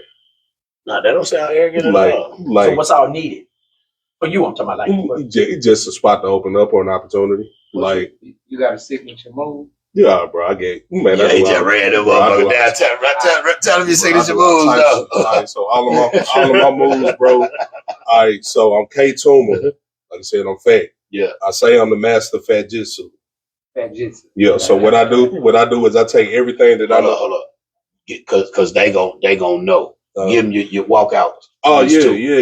They gon' know. All right, y'all don't know me, but check this out. I do this thing like this. Am I the meanest? Show enough. Am I the hungry? Show enough. Am I the baddest motherfucker low down on the stand? Show enough. And then if I got them to say this show enough 3 times, I got it. And the funny thing about it is, some white people don't even know where the fuck that came from. Yeah. You feel me? Look, I knew they were gonna know. Look, motherfucker was saying show enough in unison on the first. Right, that was it. Right, show enough. What else I do, bro? All right, every one of my promos is gonna have either some kind of movie reference, some kind of cartoon or anime reference, or some kind of hip hop reference. Yeah. K-Toomer, what you gonna do today? You already know what I'm gonna do, bro. I'm finna go in there and I'm gonna put in work. If you ever see me fist fighting in the forest with a grizzly bear, go help that bear. Yeah. The white folks don't know what the hell I'm talking about. Yeah. But they like, oh, that's some outlandish ass shit. Trying to think about what he did. But I do it when I'm in the ring. Somebody hit me with something, boom, I go down. They pose to the crowd. I make sure I find the camera and I get up slow behind them. You like to hit people with garbage cans, huh? Like, bro, I be doing all types of crazy shit. Just throw it in to see who's gonna catch it. But really, I be trolling. Some promoters, they don't see much. Some promoters don't see what the crowd seeing me, so I be fucking with the promoters when I do this shit. So give your signature move. So signature moves, man. I do a 540 kick. I call it the Fat 40 kick. Fat 40. I get 40 kick. Yeah, explain what that like is. A 360 and that. Yeah. The Kofi Kingston joint, the Trouble in Paradise joint. I do another spot that's almost like the F5. It's just modified different. I call it the Seismic Toss. It's Charizard reference from Pokemon. What else? The Big Bang. It's a T-bone suplex, but I floated over like the Goldberg jackhammer. T-bone suplex. I know what that is. I don't know. Yeah, no, that's my old shit. I know what that one was. See, when he got to talk about Pokemons and all that shit, I was over here lost. When they said that, you see how I said, oh, yeah, I know about this. But as a kid, our reception was so bad when we used to watch ECW, we thought Taz was black. Damn. So I use the Transmission, but I call mine Section 8. Section 8. Once you in, you stuck. I like Section 8. So I be throwing little shit like that out all the time, man. Make sure you do the Section 8 on the 19th. Yeah, I guess so. Yeah, when we come. Hey, you know what? I never see nobody do the bruh.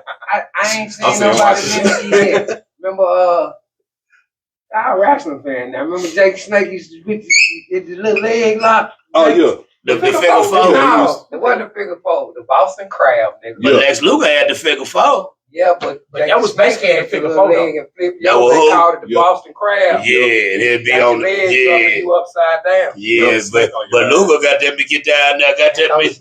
Put them motherfuckers. And that's what that is. That was Lex Luger bracelet. Yeah, but he had the leg lock. So what's crazy? I'm working on the move out of the torture. Like I hook them like a torture rack, but I flip them over. But I ain't figured out how I want them to land and shit. Right. But once I get that bitch down, it's gonna be nasty. But man, to be real with you though, I just do a bunch of shit I ain't supposed to be doing. This is all. Yeah. Flips and shit, running, jumping. Like, bro, like I love when I'm fighting people that's like 6'5" and up, Because I tell them like, hey, bro, I'm gonna jump and I'm gonna kick you in your head. I don't know when, but I'm gonna kick. Right. And they be like, you need me to duck? No, don't duck, because it's more impressive to show my fat ass jumping up and kicking you in the back of your head. Yeah. So, might as well use some Dolomite references and keep it Arkansas. oh, I do. That's why I said- Bro, I do. Like, bro, I be throwing all types of references in there, bro. Like, Yeah. like I said, movie references, hood movie references I and might even shit. drink that night. Hey, that's what the bar for, man. I've been trying not to drink, but I feel you. if I'm gonna be a wrestling match, I'm gonna have to drink. I ain't gonna feel like a wrestling fan if I ain't drinking. The biggest thing what I love about the Bino show though, half the crowd don't even be wrestling fans, bro. Yeah. It just be motherfuckers that want to get drunk, see people fight. Right. Shit, that's the best people. Them the best fans right there. Yep. Yeah, they hit the shit. They win. Ooh, what gonna do you with that? Hey, big goddamn. What goddamn? Boy, they gonna be with the shit. I know I'm in that It'd be motherfucker. nice how that shit take. You know, I was on. Dude told me something. I was listening to it before I got here. Yeah. As far as the choreography shit like that, because I was on vacation with Stagger Lee. Remember him? Stagger Lee. When we was kids, I Nice thought sound, him and man. Junkyard Dog was the same nigga. He had the mask. I know you talking about. Black dude looked just like Junkyard I know Dog, you but he had talking the mask. Uh-huh. Okay, I can't remember, but his name He was sounds. here, everybody just was thinking because he came. Junkyard Dog got into like some bullshit. You know, they had that little shit with your name, nigga, my only name, whatever. Mm-hmm. So he was off the scene for a couple months. Right here in Arkansas. He came back, but it was another nigga came right in with him. Yeah. That was tag teaming with the mask. He was the same build, and everybody just thought that dude was the Junkyard Dog, but it was Stagger Lee, nigga out of Memphis. Yep. I sure can't remember him. The name sound familiar. And as a kid, you probably was like everybody else. Thinking They started with Junkyard Dog. No. I knew Junkyard Dog. Yeah, that motherfucker thing on. He had Dude no was mask doing on. the same shit, but he wore the mask. And this He was was doing the after same Junkyard shit. Dog Okay. got in trouble. Yeah, So, change. yeah, so for the most part, people was just thinking he was Junkyard Dog. Yeah, so because that side's been tossed, man. oh yeah, this shit crazy. And I kid you not, bro. I hit this shit. It aired a week later. A dude was on SmackDown hitting AJ Styles with it. A week later. Nah. He say they be stealing in the rest of the They shit. stealing. Like they still in the goddamn Bro, they be stealing, man. in the music shit. They still did. Yep. Yeah, And then the worst part about it is the worst part about it though is like I said, just like the music thing, man. You hit first, it's If yours. Juicy J steal your song, if you the local rapper, it make you seem like you the hater in the eyes of the big public for saying, "Oh man, dude stole my song," when we know the truth behind the shit. Yeah, that actually happened down there. I know. That's why I use their reference. Oh, okay. That's why I use their reference. Okay, I figured that. Them dudes, they started producing, they was up already. Well, they been stealing songs. Boy, Bro, songs get credit, bro. That is all true. Nah, I ain't bringing that with me. I ain't even. The crazy thing is, I should have, but my power in the crib been out for like 3-4 days, and I ain't even been home. I get you. I like some of the shirts. I was seeing your merch on there. I like some of the shirts, though. That motherfucker little old storm and goddamn me tow some shit up around that motherfucker. Oh, K-Toomer. Goddamn storm. Come through like this What your goddamn Facebook tornado did. Type in K-Toomer, K space TOOMER. It's gonna pull me up because I put my name after every single status I make. Well, that's what's happening. That what's happening. That's all gonna tell him where to find you. K2. Bro, when bro switched to name, people north side of the river use, ain't you K2? Like, nah, bro, I'm K-Toomer. K2, he dope as hell, but that ain't me, bro. But go listen to bro music though, man. Him and Joker B. They used to do me like that with E Deuce. Man. They call me E Deuce. Nah, bro, I'm E Dub. E Deuce from 29. Right. I'm from Lake Bottom. And we got a branch over there, and I understand where you might be What's getting the dude that confused. stole you know the name, bro? I remember that. Ah, them niggas from Atlanta. Niggas They stole. was from Atlanta and had a I song. remember that. Niggas stole E Dub and Big Dollar. Like Yeah. the whole name. Because I put that in, I'm like, who is these niggas? Bro, like how the fuck you steal the whole And they had a group? song that was similar to one of y'all's or something. Now they had some shit called Woody. Yo, what Ah, was okay. That shit was white girl with a booty. They signed a deal and everything. I said, no, they had to be looking for her. I remember this shit. That it could. Them niggas got that. They said where E-Dub and Big Dollar at. Them niggas snuck on up in that motherfucker, bro. It couldn't have been no fucking way. That ain't no fucking coincidence like that. Or none of that, bro. And they ain't had nothing. They didn't do that when they didn't for real. I know whoever signed their ass was over there like, nah, this couldn't. They was not with J Money serving everybody. They were the reason had no rhyme or reason. Money in the street. Well, they was not with J. You say what? We got all their money in the street. Fucking with them names. What? I'm talking about you got your money back. Like you say, in the streets fucking with us here. It wouldn't even have to sell. It wouldn't even been no album sold. You'd have got your money back with us. We'd have been around them up. We'd have threw one signing party. The label would have made their money. What is that? They sure stole E-Dub. I looked up one day, seen that shit. It was like, who the fuck is this trash? Bro, I tell you, the nigga got a song called Woody. Like, Woody. I'm like, bro, come on, bro. I tried to put my name on Spotify one time. I upload my music and shit. That's what made me go all the way to the Earl Westbrook. I'm like, damn, it's 7 E-Dubs on Spotify. Bro, how? Like, spelled the same. E-D-U-B-B. Another one, E-D-U-B-B. Another one, E-D-U-B-B with a little asterisk at the... Bro, I'm like, where's fucking Earl Westbrook? Quotation, E-Dub in quotation Westbrook. Shit, this... And the fucked up part about it is gonna lump all y'all together too. It did one of them, but another one it didn't. I'm just still Woody. Because I put your name in when I go on there. Yeah, that's why I tell them if I put Earl Westbrook. I popped up when it was out, but I ain't popped up in my shit. That motherfucker, that was. I said, damn, nigga got a Woody. And then what was so crazy though, like. Literally, like I ain't making this shit up, being funny or nothing, exaggerating or nothing. This motherfucker say E-Dub and Big Dollar. Damn, he told me. It's the group name, man. They fuck around was 8 city hustlers around that motherfucker. 8 town hustlers around that motherfucker. I ain't gonna lie though. 8 town hustlers. The live was, yeah. I'll doubt it. Yeah. So these your belts that you hold right now.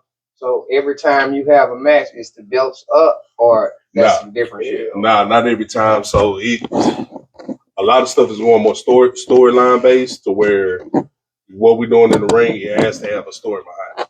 So, like, all right, say if you my partner and you get the #1 contendership, and you supposed to be fighting for the belt, and then first you supposed to be fighting, that group beat you down and put you down and all this other type shit. Since you my homeboy, I come in and I help and I fight with you because they put you there because you my boy. And then I mess around and I win the belt, right? Then they set up beef between me and you as my homeboy, because technically that was supposed to be your spot.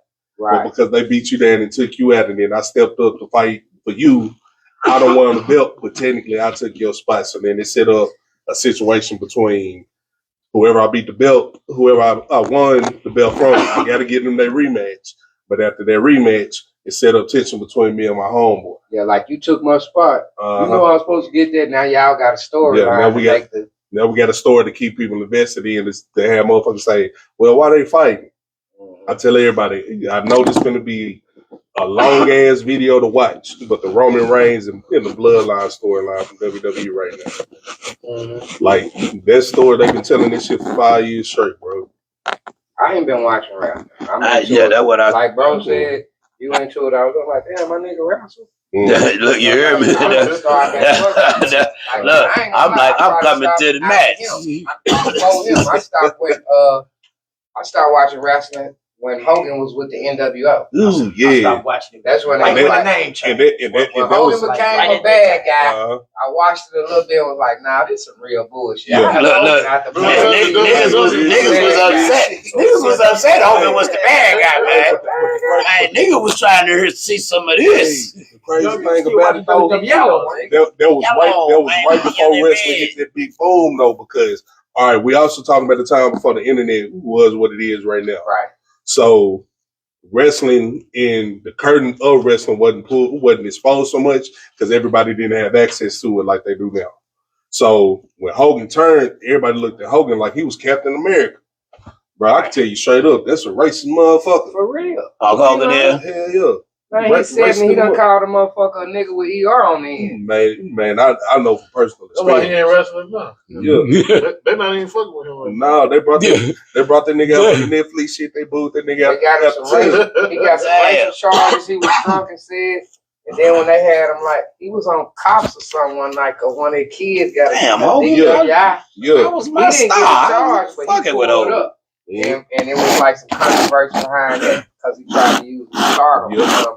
The kid out to be that guy. But that's the thing. Back then, the internet wasn't like it was now, so they aspect of their life we weren't exposed to. Right, same way with rappers back then. Same way with rappers and shit. Like we ain't gonna never have a superstar that's gonna have the Michael Jackson effect again because everybody's so accessible. If you want to look up, if I want to know how that made a lot of sense too because everybody's so accessible. You couldn't, nigga, Mike. Bro, clear the city. Bro, I remember being a kid. Mike is here. Bro, I remember being a kid watching it for the first time, bro.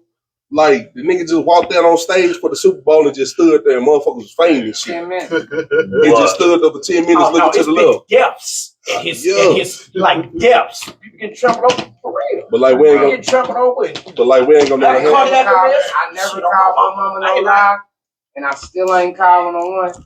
But I kind of don't believe it. But you say she touched Michael Jackson. My mama did too. They said they were downtown. They was on the school.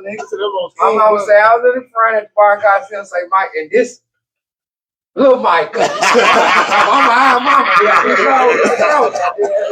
That's and they ring, and they was like, they come to bar Coliseum, goddamn, he touched her hand, baby. That was a heart throb, too, you know. That's a little crush. They same age. Mama probably, excuse me, mama probably ain't washed her hair for 2 weeks. Mama ain't washed her hair for 2 weeks. But they city boys say Arkansas State Hustlers out of Jonesboro. Say it again. Say it again. I'm gonna see if it fits you though. Hold on. There's some shit going on for real. That probably is. The school A-State is on. Bro, look. There's something about that one that don't even fit them. Say it again. No, I'm talking about that's probably somebody else that stole the shit. Bro, it used to be some different type of A-State Hustler Foundation block music lookalikes every 2-3 weeks, man. Like it never failed, bro. Like, man, I'm gonna keep it G with y'all, bro. Like, this is me from the outside looking in, watching y'all as I was coming up. Yeah. Bro, it was a lot of cats trying to figure out what y'all was doing. I already know. And what it was a lot of cats trying to figure out what y'all was doing, not musically, but they were trying to figure out how genuine y'all connection was with like the everyday average people. That was the main thing. Like people hate us now. Like right now for that man. Why everybody fuck with them?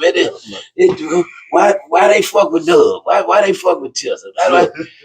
That's one of the reasons these motherfuckers be mad at us right now, bro. Bro, I remember, man, like I said, you don't know how long I've really been paying attention to you as an artist. I appreciate that. Bro, I remember this was like maybe 05, 06. You had to join She's Bad, You Gonna Be Key. Yeah. Y'all had Open for Zero. Y'all had Open for Zero. And I remember it was niggas in the crowd, because we behind the little VIP section, and there was niggas in the crowd. Oh man, I can out rap them, blah, blah, blah. And I'm looking and I'm like, nigga, why y'all ain't on stage? Nah. Like, if you can out rap the nigga, bro, out rap the nigga. But don't sit up and hate on what somebody else got going on when you could be doing the exact same shit. And what's so crazy though? It's a lot of niggas that can out rap me. But one thing about it though, niggas weren't realizing, but like, if they the behind the scenes work They can't. They went into the rapping shit. Like, that shit costs a lot of money and it take a lot of time away from a lot of shit you have to do. It's time consuming. Wow. And as an artist, like, you got to pay for everything. Like, you got to pay for the beat, the studio time, the mixing, master, the graphics, the video guy. Well, you talking to me? No, I'm talking to them. Oh, look, I know. They're going back to what he said. Like, they said, I can wrap them. Yeah. But they on the outside looking in. They don't know about all the work that you put in. And on the back end, though, the relationships a nigga built with a motherfucker. But on the back end, and I can say, I can openly say this because I done learned a lot from bro. Y'all had a key ingredient to y'all situation. Facts. Who wasn't just gonna let you, bro? You know, like I know, you get in bro's studio, he'll be listening. Keys just ain't gonna let you. Hey, bro. Record that again. Say it this way. Well, Keys will tell me to change some words and everything. You're a real producer. Because Key's thing was, I'm not just gonna record you, bro. If I care about your shit, I'm not just gonna record you. But that's all my niggas though. It had been many times niggas that told me, say something else. Yeah. Or I didn't have to ask. Just I need a line right here. Dollar or whoever. Not that often. Yep. I mean, I appreciate that too. But you know what I'm saying? I have, and I've had to do it, and that's not beneath me to holler at my brother when I'm writing to be like, bro, I'm lost, so I got writer's block, or I'm stuck, or bro, we used to have whole writing sessions. Me, Dollar, and Faso, and me, Dollar, and Incognito. Here, us too. We used to sit and goddamn big at the studio and just have writing sessions where niggas just be writing, and nigga get stuck. Nigga might throw a line to a nigga. Man. Oh, the fresh out the penitentiary, dog. This a song we supposed to be in. Dollar still ain't put no verse with it. This shit 10 years old now. I'm like, bro, I'm gonna let you have it over. You know what, dog? Look, I was so ready. I'm gonna go first. I'm ready. I got my verse ready right now. Man. So we got half our verses done. What? No. You know what? We're gonna sleep on this one. Let's go to the next one. I'm like, go to the next one. What talking? Don't even worry about that one, dog. Hey, that motherfucker, did it come out? Yeah, that motherfucker came out. Put a snippet on the But the difference between what y'all was doing, like I just sat up in the studio with Graham, where niggas want to come in and try to freestyle they shit. Never even listen to the verse, never listen to the song. Yeah. Like, got nothing. And then my biggest thing when I was recording folks, I used to tell them, hey, bro, if I don't know if you can control your liquor or your weed, don't get drunk. Don't come to my shit high. Because you know how you got to perform when you recording shit, too. Yeah, you don't want a motherfucker wasting your time. Niggas be all messed up and shit, can't listen to shit, then they go home, hey, bro, you didn't mix your shit right. Nah, nigga, that's what you gave me. Yeah, that's real. But it was something about y'all, bro. Y'all had a genuine connection with the people who fucked with y'all. Y'all ain't never acted Hollywood. If somebody came up to y'all that y'all ain't know, y'all went like, nah, nigga, I want to fuck with y'all. It was like, hey, what's up? I don't know you. I might not need to fuck with you. You straight. Yeah, you want to straight? Yeah. We goddamn it. We some humble ass, goddamn me. We got with some humble ass hustlers. You know what I'm saying? That's kind of how we built our relationship with motherfuckers. We were never just really on no tough ass shit. Niggas knew what was up with us. You fuck with us, just the consequences, just what's gonna happen. But for the most part, we just was on some player shit. That shit was fun. Bro, we walk in the building, we like bro say you want a drink, we probably was buying drinks for everybody in the motherfucking spot. Bro, I knew what it was. Niggas wasn't even buying bottles then, but we was still buying bottles of like champagne, and we get that shit. We ain't drink that shit. We'd be having trays of 40, 50 shots and this and that, you know, with 2, 3 VIP. We just motherfuckers are, hey man, we'll let motherfucker come in and fuck with us. Now you be in that bitch on some bullshit. And I said, bitch, you don't even know. Bitch, I dash a bitch. Man, I don't. Green drink. Say it again. Remember we was drinking them green drink. It was like some rap shit. The hypnotic. The Incredible Hulk. Yeah, the Incredible Hulk. I ain't drank that shit though. I drank 1 or 2, but that had that brown shit, and I couldn't fuck with that shit. Matter of fact, now that I think about it, it was coming to one of your video shoots. It was coming to one of your video shoots that made me flip some shit up. Because remember, I was doing like the sweater vest and the casual wear shit. And got through that motherfucker looking like Carlton. Bro, real shit. Carlton.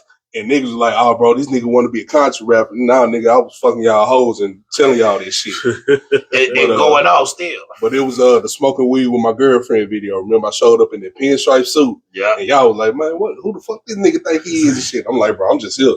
And we was right here on the union. The union. That what we call, Man, just sitting in there chilling and shit. And then that was the first one. And then there was like what Club Heat or something. Yeah, because Hoodstruck was shooting it, and it was like a blues type of video. But it was that shoot that made me say, all right, bro, this is the lane I need to get in, because if I can get the women on me, that's all I care about. Hey, that's fucking away with my girlfriend was stupid. Man. The first one and the second one. I like the first one better than the second one though, but the second one was stupid too. That what rapping got that it was fun then, man. Rapping was fun. It still was, it still was the politics and it still was the bullshit that come along with it, but it was less bullshit and it was less politics. It was more fun. It was less artists. Like they multiplied the artists by 100. Yeah. Oh no, that's a fact. Social media got that. It might have been 40 clicks all together. Yeah. In fact, they wasn't even old enough to get in the club yet. Yeah. We used to sneak them in the palace. Not even sneak them because they knew. We just, hey. And they used to tell us this. Man, how old them niggas? They part of the team. We big on team shit too. That's what we big on team shit. I don't give a damn what's going on. Nigga, they the team. Look, how old them niggas up? Man, they on the team. Just, it's me, baby. Look, it's me, baby. Look, hey, they ain't even gonna move. They ain't gonna move, man. Hey, ask that, man. Sit them at the table and they can't move till it's time to rap. And they got after they rap, they got to leave. Shout out to Anthony. Hey, shout out to Ed. Nigga be like, all right, bet. Nigga come in there, they'll get in, they'll sit down. First 20, 30 minutes, then it's all ready to play. I already know that it's over with. Hey man, dude said just sit down. So just chill out for a little minute and just just wait. He said after you rap, you got to leave. Nigga be rapping. Them niggas be at the bar. The whole show over with. It's actual club kicking it out. Where's that these niggas with? Give me a Ciroc. Give me a Grey Goose, man. Duck when you order the shit, man. Shout out to the foundation. Shout out to the foundation, man. Boy, that little motherfucker, boy, every goddamn time, boy. Sit them at the table. All right. I mean, y'all got to sit at the table. Well, the woman security guard, she was like to sit at the door. What's what? Nigga be right at you. They said they did. They said, "What's the spot on the rocks?" On the rocks, bro. We stayed. Underground pub was our spot, bro. Yeah, underground pub, we splash. See them days was under the steakhouse, right? Yeah. Underground pub started dying after the transsexuals had whooped their door on World. They beat dude ass. So that was at our shit. That was at our shit, bro. So I'm talking about World Star had just came out. I'm not gonna say anything on that subject right now. You ain't get out but the money, bro. Beat the dog, bro. Give my lighter, bro. Buddy pulled the knife out and said, "Nah, I can whoop your ass through the knife down." I'm standing right there watching this shit. And beat the dog. And what it was they was hugged up all fucking night, kissing, hugging and shit, and the lights came on. And he was. Damn, I didn't know that part. See, we didn't know how it started. Damn. We didn't know how it started. Dun. We saying it. Bro, we sitting on stage. We sitting on stage because I'm running around. This when I was doing my photography shit in the club shit. We behind the motherfucking DJ booth with DJ Bone. And DJ Bone like, hey bro, watch this shit. This shit finna be funny. Bet. That's all I need to hear. Bro, just sit back. Just sit back and watch. And they scrapping. Cause they was about to get into it in the club, in the pub. If I'm thinking about the right people, because this was fucking years ago. They was over at the pool tables and the lights came on, and I remember Buddy pushing an old girl or an old dude up against the wall. And Boone was like, "Hey, this shit finna be funny. Just watch them." And I was like, "Bet." And I remember the chick I was talking to. I was walking her outside. I was finna walk her to her car up on the fucking parking deck, and then I look up. I see cell phones and niggas fighting. So we run over there, and we just sitting there, just standing like this. And all you can do is just watch bro take that ass with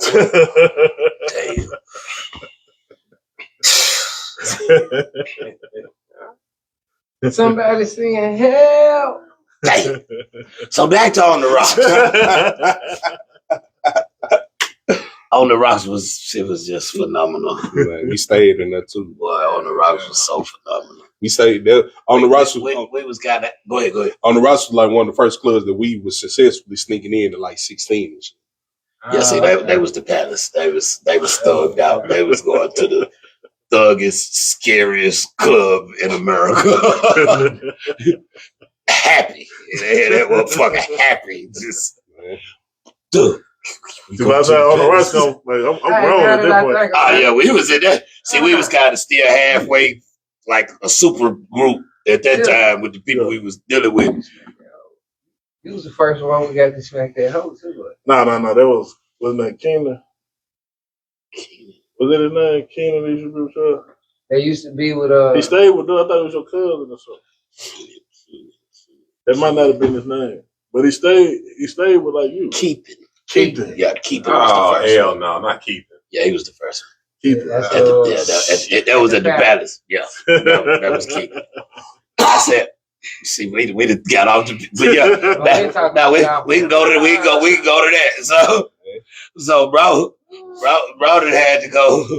had to turn himself in for a little some bullshit and little violation of some shit. I don't know what the fuck exactly it was.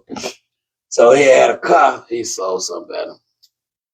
And the something about it didn't make the payments on time, kind of buck or whatever. It stopped me when I say anything wrong. And so, I used to fuck with bro. So while he was there, so I talked to him, whatever. He'd be like, bro, man, hey, check on my car, man. See what's going on. So I checked. I might have seen him once or twice. And, hey, bro, say what's happening? And it'd be some different type of time. So I tell bro, hey, it's different type of time. Bro, say, well, make the time right. Say no more.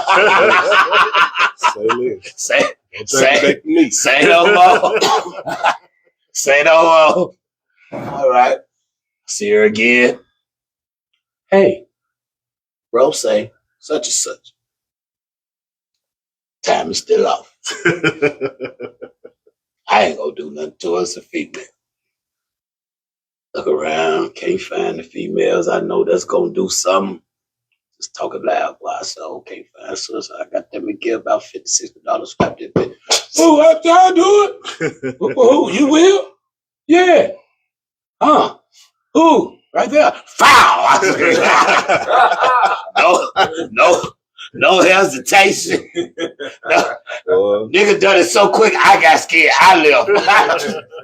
Damn. I'm sure these guys out there was on the TV. Might be some shit. I heard of that. I was there the second time. Might be some shit behind this one. So, elevations. Damn. Hey, still on some different type of time. Listen, bro.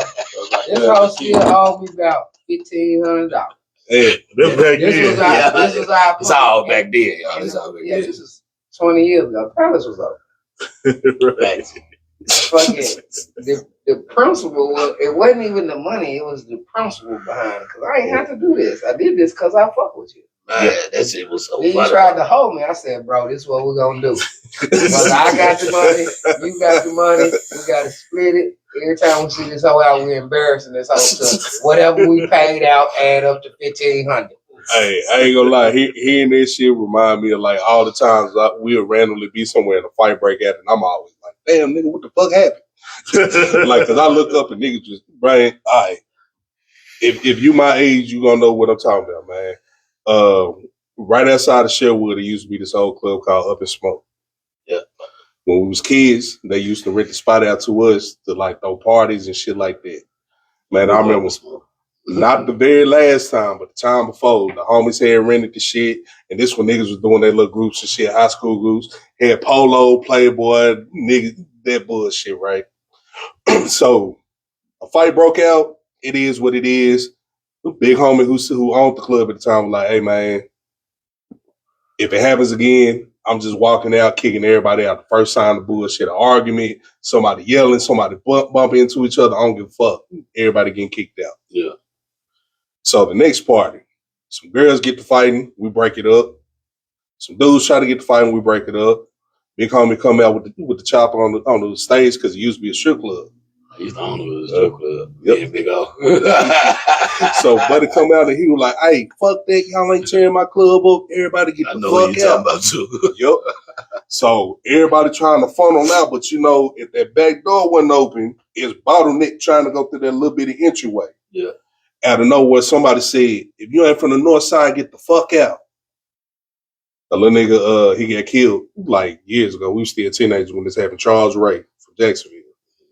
He was like, "Man, fuck the north side." Do. Bro, it was so bad. Police weren't even walking in that bitch. They was just throwing the fucking bomb. Flash grenade. Yeah, they was just throwing the fucking pepper bombs in this bitch. Damn. Man, but like I said, they reminded me of like Cornerstone, and they're kicking it, blah blah blah. And this thing, I know we outside, everybody fighting, jumping on the nigga, walking him down the street. Then another show. We had them problems. Remember, we never stayed to the end. So so we leave though, it be some bullshit. But like when we there, we ain't never had them type of problems. We got that big. Well, we used to be. I was just gonna say it's about 50 of us. Them shows came down. Niggas bred it up. Out of the 50, 35 of us, some somebodies they know us. Yep. Yeah, them shows came down. It was kind of different. Depending on who the promoter of that particular show was at Cornerstone, that's how you knew what type of, like, rest of the show, JG threw a show, you knew you was gonna get paid, you knew you was gonna kick it, you knew you was gonna be in there with a mixed crowd. Oh, look, cause we'll be up in there with JG up in there deep like a motherfucker too. He gonna pay a motherfucker. It'd be cool. Yeah. Well, I remember I went off in that bitch when I was going to go to the penitentiary. Man. One of my famous speeches is up in that motherfucker. This ego team don't come out. I got famous speeches around this motherfucker. I'll never forget the Big Chris show that was in that motherfucker. Bro, ooh, that I talked to him about it. We just brought him back like a year or two ago. Yeah, autograph paintings. Like when, but I talked to him. I was like, I remember you got to give me ran to the bathroom the floor. He was like, I didn't even make it to the bathroom. No, I did. I threw up in the hallway. Then went into the bathroom. So I fucking with him because when Wiggly from Greenwood and Conway, when he brought him down in 2018, I was the one driving him around. Red Room. Yeah, that was at the Red Room. I've been to all of them. And I was fucking with him. And bro don't play. he was like, hey man, who hot out here, blah blah blah. So I put him on you, put him on Six, put him on Ride, a couple other people. And I was like, hey, bro, I know this finna sound crazy, but you owe me a shirt. He was like, what you mean? I was like, bro, country shit, 2010, 2011. You hopped on the stage, got to jumping up and down at the end of your set, blue chunks on everybody. Nigga, I was right there. You threw up on my shirt and my camera, nigga. Yeah. You're like, oh, man, my bad, G, blah, blah, blah. He was like, come take a couple pictures and we be cool. Like, I guess, fam. But I was just fucking with him on this shit. Came out, finished his set. Come on, get some of these pictures, nigga. He did like another 30 minutes after he went through it. Man, it was kicking. That what happened when you throw up. That night was ready. You throw up. Get 2 more shots. Let's get it. But that night was moving. Cut your shit. Cut your shit. Cut it. We ready. Because at first I really wasn't a fan of him. That show made me be a fan of him. Like I was hearing them, I was like, man, this nigga Pimp C acting like and shit. Yeah, like that. Bro. But I was like, I wasn't gonna go to the show, but I just went. When I seen the nigga perform, I was like, damn, this nigga is going to fuck out. The whole day, him and something was throwing them back. Yeah. And we ain't talking about no beers. We talking about shit like that. Holy. Was knocking shit back, bro. And I was like, yeah, they got it. They jumped off stage and ran through the crowd and shit. I'm like, this nigga good.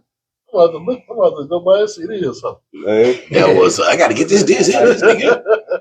Bro, back then, though, we used to have we used to have so many good clubs. Hell yeah. The we was going on tour. You got somewhere to go every day? 7 days a week. Somewhere to go every fucking day. Facts. Like no lie, like no bullshit. And not just because you wanted to do something. Like every night of the week, something was open. They was jumping. They was jumping. They were mixed crowds. Like you had different like bro, every fucking night, bro. Was jumping. Always. Every night, bro. That was ridiculous. Yep. Bro, we be out there goddamn night. Yeah, what's happening, boy? It's Monday. Yeah, we up in there, motherfucker. Boy, yeah, man, get the shots. Boy, what we day? Tuesday. Boy, what's happening, boy? We in the bed. Boy, what you do? Wednesday, we at the mall getting something to wear for tonight. We in that bed. What's going on? Thursday. What's happening on the rocks? We got the VIPs, bitch. Friday. We ain't got that many collar shirts. We ain't got that many elevators. Saturday. Palace. What's happening? The Palace Saturday to Monday. Back then, I'm still in high school and shit. I can only get out Friday, Saturday and shit. And I'm following y'all niggas, and I'm just standing outside the club waiting on everybody to empty. Be like, hey, I rap.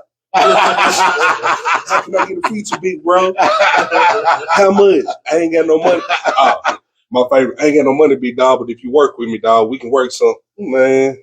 Yeah, I used to get a lot of those. Bro, I still get them motherfuckers be sending me shit. I be like, bro, I ain't even dropping no album. Got them in 10 years. What I'm gonna do, man? Because it's the name, bro. It's the name, it's the history and the legacy. Like, and part of it, yeah, I know a lot of niggas ain't gonna accept this, but niggas starting to realize, like, nowadays you can't just rap. You got to be able to have different bags. Because shit, if you look at it, bro, people, the everyday average consumer don't even look at music the same no more. Nah, like, be real. How often are you actively just seeking out new music? Every Friday. You know. But see, that's just because I know new music come out on Friday. Yeah, on Spotify, you know. So I just go but I'm talking about the but not on the normal. I get what you're saying. Yeah. I know exactly what you're saying. But then another thing too, like, and some people don't like me saying this shit, but it's just my personal belief. And if you get in a situation where you're traveling and you're moving around a lot, you understand it. I believe a lot of stuff here is a good 3, possibly 5 years behind in certain aspects. And music wise? Just period. Yeah. Just period, entertainment wise. Yeah. Like, all right, perfect example. Motherfuckers don't even know who Doechii is, and she just won the Grammy for rapping. Yeah.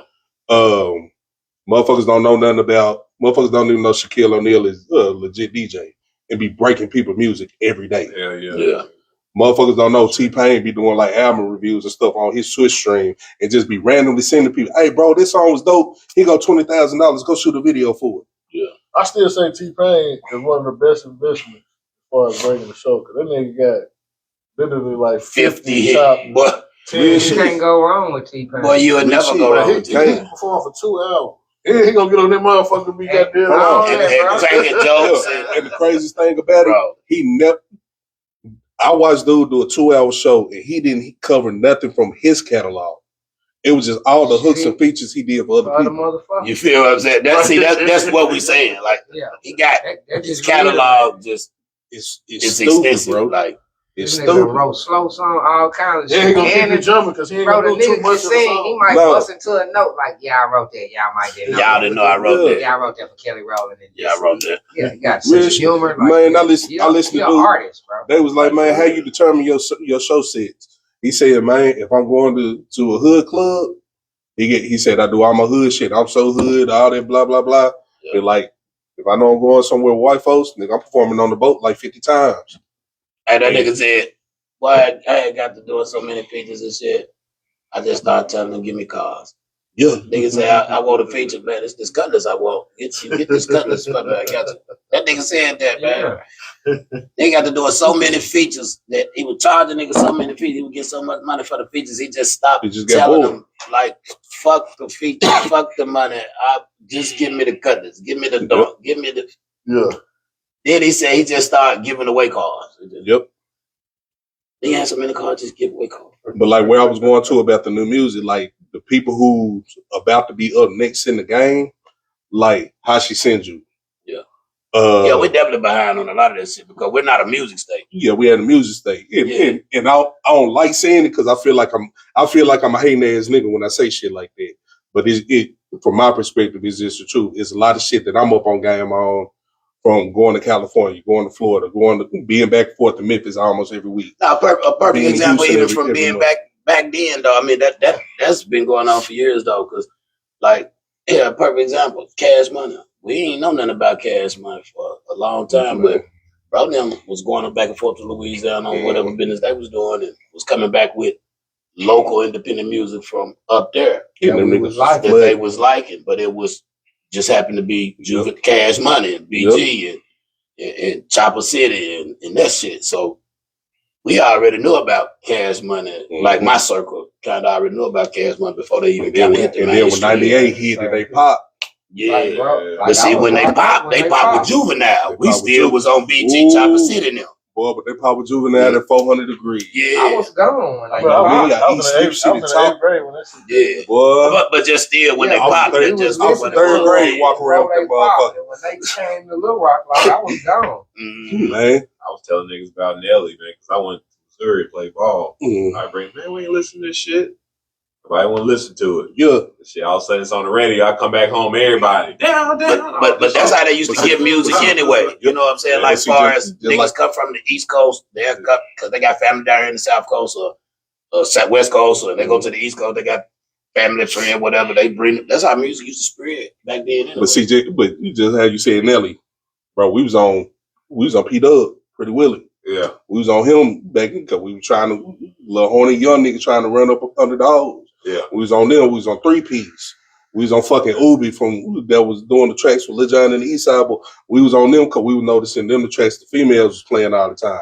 Yeah, so shit, play that shit, slide in on them. Everybody in this room they had the Jagged Edge playing in the background while we talking to a girl on the voicemail and shit, trying to leave bullshit ass message. So that shit we was on. But also, you said the Jagged Edge video. Yeah, but also though, and I don't like type shit. But also, it was immature for me on the old. I don't like getting into the whole DJs breaking music shit because the DJ gonna fuck with who they want to fuck with. You can't be mad if somebody don't like your shit. If you send it to them, and then at the end of the day, especially if your business ain't right with them, and see that go back to they got the little saying around the Facebook shit or whatever. They mad at the popular people or whatever. Can't be mad at them, man. If you goddamn me, you gotta put your goddamn work in. If you put your goddamn work in, that DJ, if your song bumping and jumping like that, and you put your work in, that DJ gonna spin your shit without even knowing you. Real shit. You know what I'm saying? Like for real. This DJ was spinning my shit in Atlanta. I wasn't even there. I'm here. Man. You know what I'm saying? I don't even know. They sending me videos of this shit. I ain't seen them on the scene in a while, and this something like years ago. DJ Cavalier. I'm always anytime I talk about the DJ, I'm gonna bring his name up. I know Cavalier. This one when I got hired to do a film job for the old strip club Peaches in Jacksonville. I walked in, dude, like, K-Toomer, what up? Blah blah blah. Played the song I had with Drew and 4x4 right there, and I ain't had to ask him shit.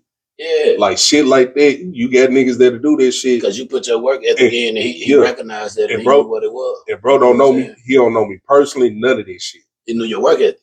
Now, or he liked the song. Or probably just liked the song. One of the two. Now, you got some niggas like, oh, bro, my shit a hit, my shit a banger, bro. If you recorded it and you the only person listening to it and it's a hit to you, you might need to reevaluate what you're thinking is a hit, bro, and start finding ways to get other people to listen to your shit. Them the rappers we got, they'll make a song and it's a hit to them. Mm-hmm. They partners will say it's a hit because they see they houses. Yep.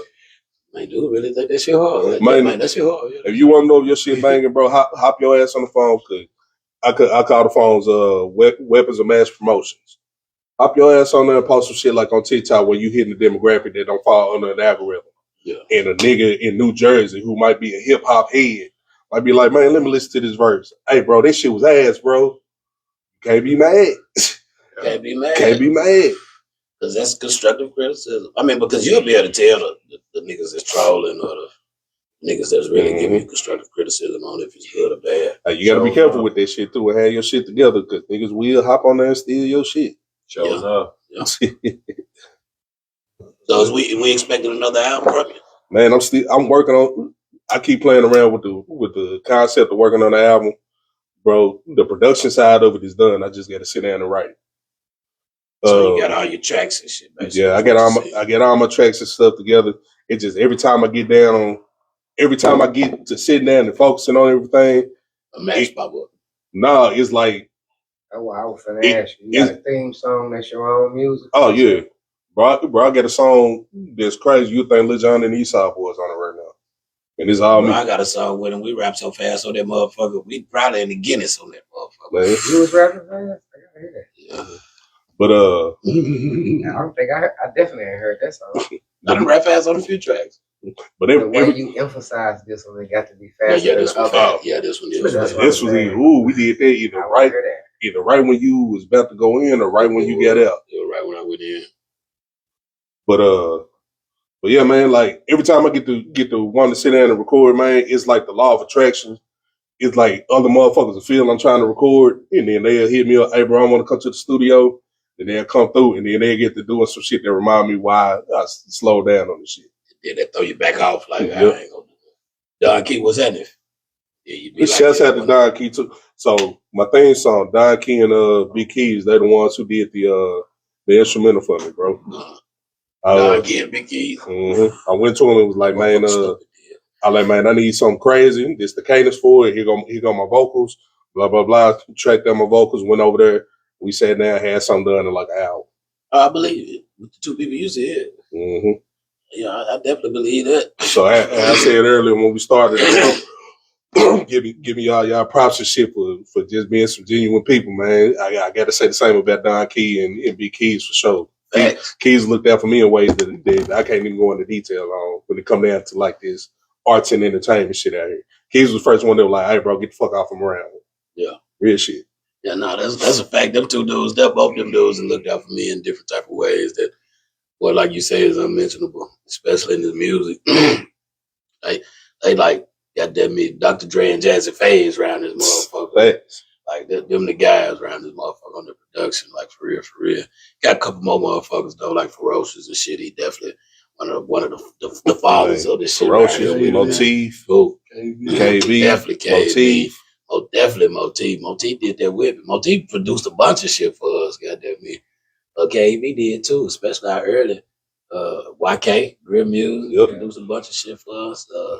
Bugman, Michael Long. And that's what always irritated me when people was like, Arkansas ain't getting no sound, or this area, or Arkansas ain't getting no sound. Man, there's been a sound out here, bro. Y'all just want to listen. Facts.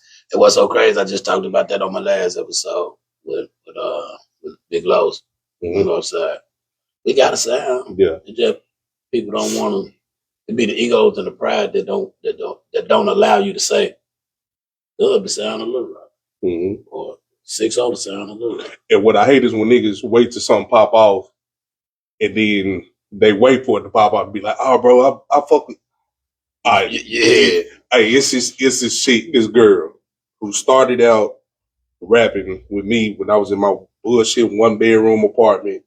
Didn't know what the fuck I was doing, bro. I didn't even know what a decent compressor was as far as mixing. She started out with me. She took off and got on with Childish Gambino. To this day, still got the cone size. Still work with her. Niggas out here weren't trying to fuck with her till she put out who her daddy was. Yeah. Wow, John. We had a performance at the Yeah, she performed at the crib. So when Crip brought her up. Yeah. And what was so crazy, like me personally, I was trying to get a picture with her, which I did get a picture with her. And I like, shit, it's cool I get a picture with you. She like, shit, yeah, I know you eat up. Shit, I want to get a picture too. That threw me for a loop like that. Bro, cause she, when I say she idolized y'all niggas, like real deal, like, bro, I remember back then, bro, this like 2008, 2009 type shit. Yeah.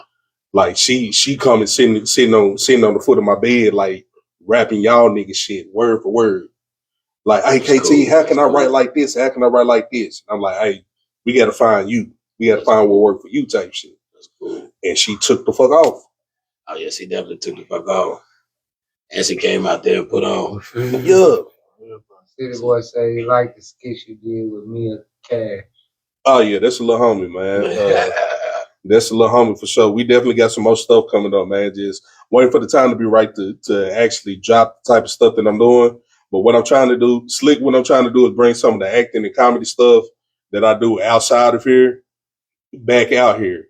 Like, man, we got women who dope, who can act their ass off, but may not have been put in the situation to where somebody like, hey, I need you to act, or some shit like that. Bro, I called that whole skill was all improv. Basically played it off like shit. Man, we all get female homies and shit. Some we done knocked off, some we never tried. And the skit was, she hit me with the, why you ain't never tried it? And I'm like, nah, we ain't gonna go there because we just homies. Yeah. So she get her walk out, take her pants off, throw them on my head, and you don't see no nudity or nothing. But she throw her shorts at me, and I'm like, what the fuck? And as soon as I get up to go walk back there to go to the room, she hit me with the nigga. See, I knew you was on some bullshit playing in my motherfucking face. Thought we was homies. All you wanted to do was fuck type shit. That's the payoff, the comedy shit. Yeah. Me being a big ass dude, for me, what's gonna be funny for me, and it's also what I love about like the wrestling shit that I was blinded to when it came down to what I was doing with music. The wrestling shit make you evaluate yourself a little differently because you constantly have to watch yourself and how you connect with certain shit. If I'm gonna do some comedy shit, I can't be on no Debo Bully type shit unless I'm playing a specific character. Yeah. But if I'm playing me, the comedy shit is gonna come from a woman shutting me down or some shit I physically can't fight. Like, damn, bro, I want to whoop this nigga out. Boom, boom, boom. I knock a nigga out, but my light still got cut off. Damn, I just had a bad day, bro. Yeah. Like, so that for me, that's where the shit gonna come in. But bro, she slid in, she played this shit cool, and it was all improv, bro. We ain't had no script, no nothing. That's what's up. That's what's up. You do one with Brittany? Yep. Did one with her where it was like I was the homeboy. I was a simp homeboy that kept trying to holler at her, even though she kept telling me no. And then I was like, man, I'm gonna cash out you $200 to go get dressed and all this other type shit. She was like, nigga, I'm gonna take this money, go pay my bill, and walked off on my stupid ass. Like, that what's up though. but I legit, man, I don't know if I want to try to do a movie, but I know for a fact I could turn it into like a four, possibly 6-part YouTube series where I get a whole movie concept tied up that could involve the whole city of Little Rock. Yeah. If I get my ducks in a row to actually put the money behind the shit. The thing is, I don't want to pay a shitload of money. You know, I don't know if any of y'all ever acted on like a movie set or some kind of set. This shit take dedication, days, hours of just standing around waiting to get in and shoot like a 3-minute scene or some shit like that. Look, I'm actually in a couple movies, but I'm not. I ain't never had to just stay around for that. I just usually come on my scene. Gotcha. You know what I'm saying? My daughter did some shit, a PBS series. Oh, what series? We sat there and waited, PBS Kids. Mm-hmm. And we had to sit and wait. They put us in this room, had snacks and shit. Then when it was time, you come back. After that, we sit for another 2 hours. Yep. Yeah, just sit back there and playing on the tablet and shit till they called us up. Then she go out there and say what she got to do or do what she got to do. And yep. I was like, damn. See, I learned how to do the production that way. I was telling them this before y'all get here. I was on season 2 and season 3 of the Rock's TV show, Young Rock. So being on that shit for 2 years, learning how the game really goes when it comes there, because a lot of people think them actors learning their lines. Nah, that'd be what the wait time is. While you're waiting, they over there cutting the scene, but it's a producer off on the side feeding them their lines like, hey, say it this way. Say, hey man, I don't feel like getting mad today. I just want to play my game. And that's what they're doing. They're punching the whole scene in. And what they're doing is they have 50 different lines and they just quoting all of them different lines for the same scene. And then in post, they just gonna go in and add in what 50 is. Okay. I'm down to act, man. I want the best actors in this motherfucker. Well, I mean, you know, I got a Denzel side. and a Mel Gibson side. The main thing though is getting plugged in with. I know for my project, I need at least 8 people that I know can commit to linking up at least once a weekend for at least 2 months. Put me down. I'm down. I'm a teacher. Put me down. I'm off in the summer. But I get you. And when we're done with this, I'll tell y'all what the story is, and the plot got a crazy ass twist. Tell them where they can find you. We're finna wrap it up. Bet. Man, you can find me on anywhere online. Type in K-Toomer, K-Toomer. It's gonna pull me up, especially on Facebook. I put my name after every status, branding purposes for the niggas who are trying to be funny about this shit. Now you better know. Now you know. You can't type in K-Toomer or anything dealing with tumor without it popping my name on first. Yeah, shit pop up with my name, all kind of shit. Go ahead, I'm sorry. Instagram, X, or Twitter, or whatever you want to call it, K-Toomer70. Cameo, I'm on that shit. YouTube, K-Toomer TV. Look up Memphis Wrestling. Look up Reality of Wrestling. TAC Wrestling out here in Arkansas. The Brothers of Four Pillow Wrestling. Bro, I'm somewhere everywhere, man. Yeah, that's what's up. Man, salute to the sponsors, man, which is Thou and the motherfucking Spot Tizzle. Hey, man, we in the bit. Y'all already know y'all can find me at Earl Westbrook on everything. Everything. Hey, make sure y'all come on out too, man, on the 19th, April 19th at Vino's. I'm going to be there. Me and my people going to be there. And bro going to be there. There's a wrestling match going on at Vino's. Y'all got to see this because I got to see this. Make sure y'all come on out. Coffee break. Y'all know what it is. We gone. Appreciate it, bro. Definitely. I'm flying in that dude. So appreciate it too, bro. For real.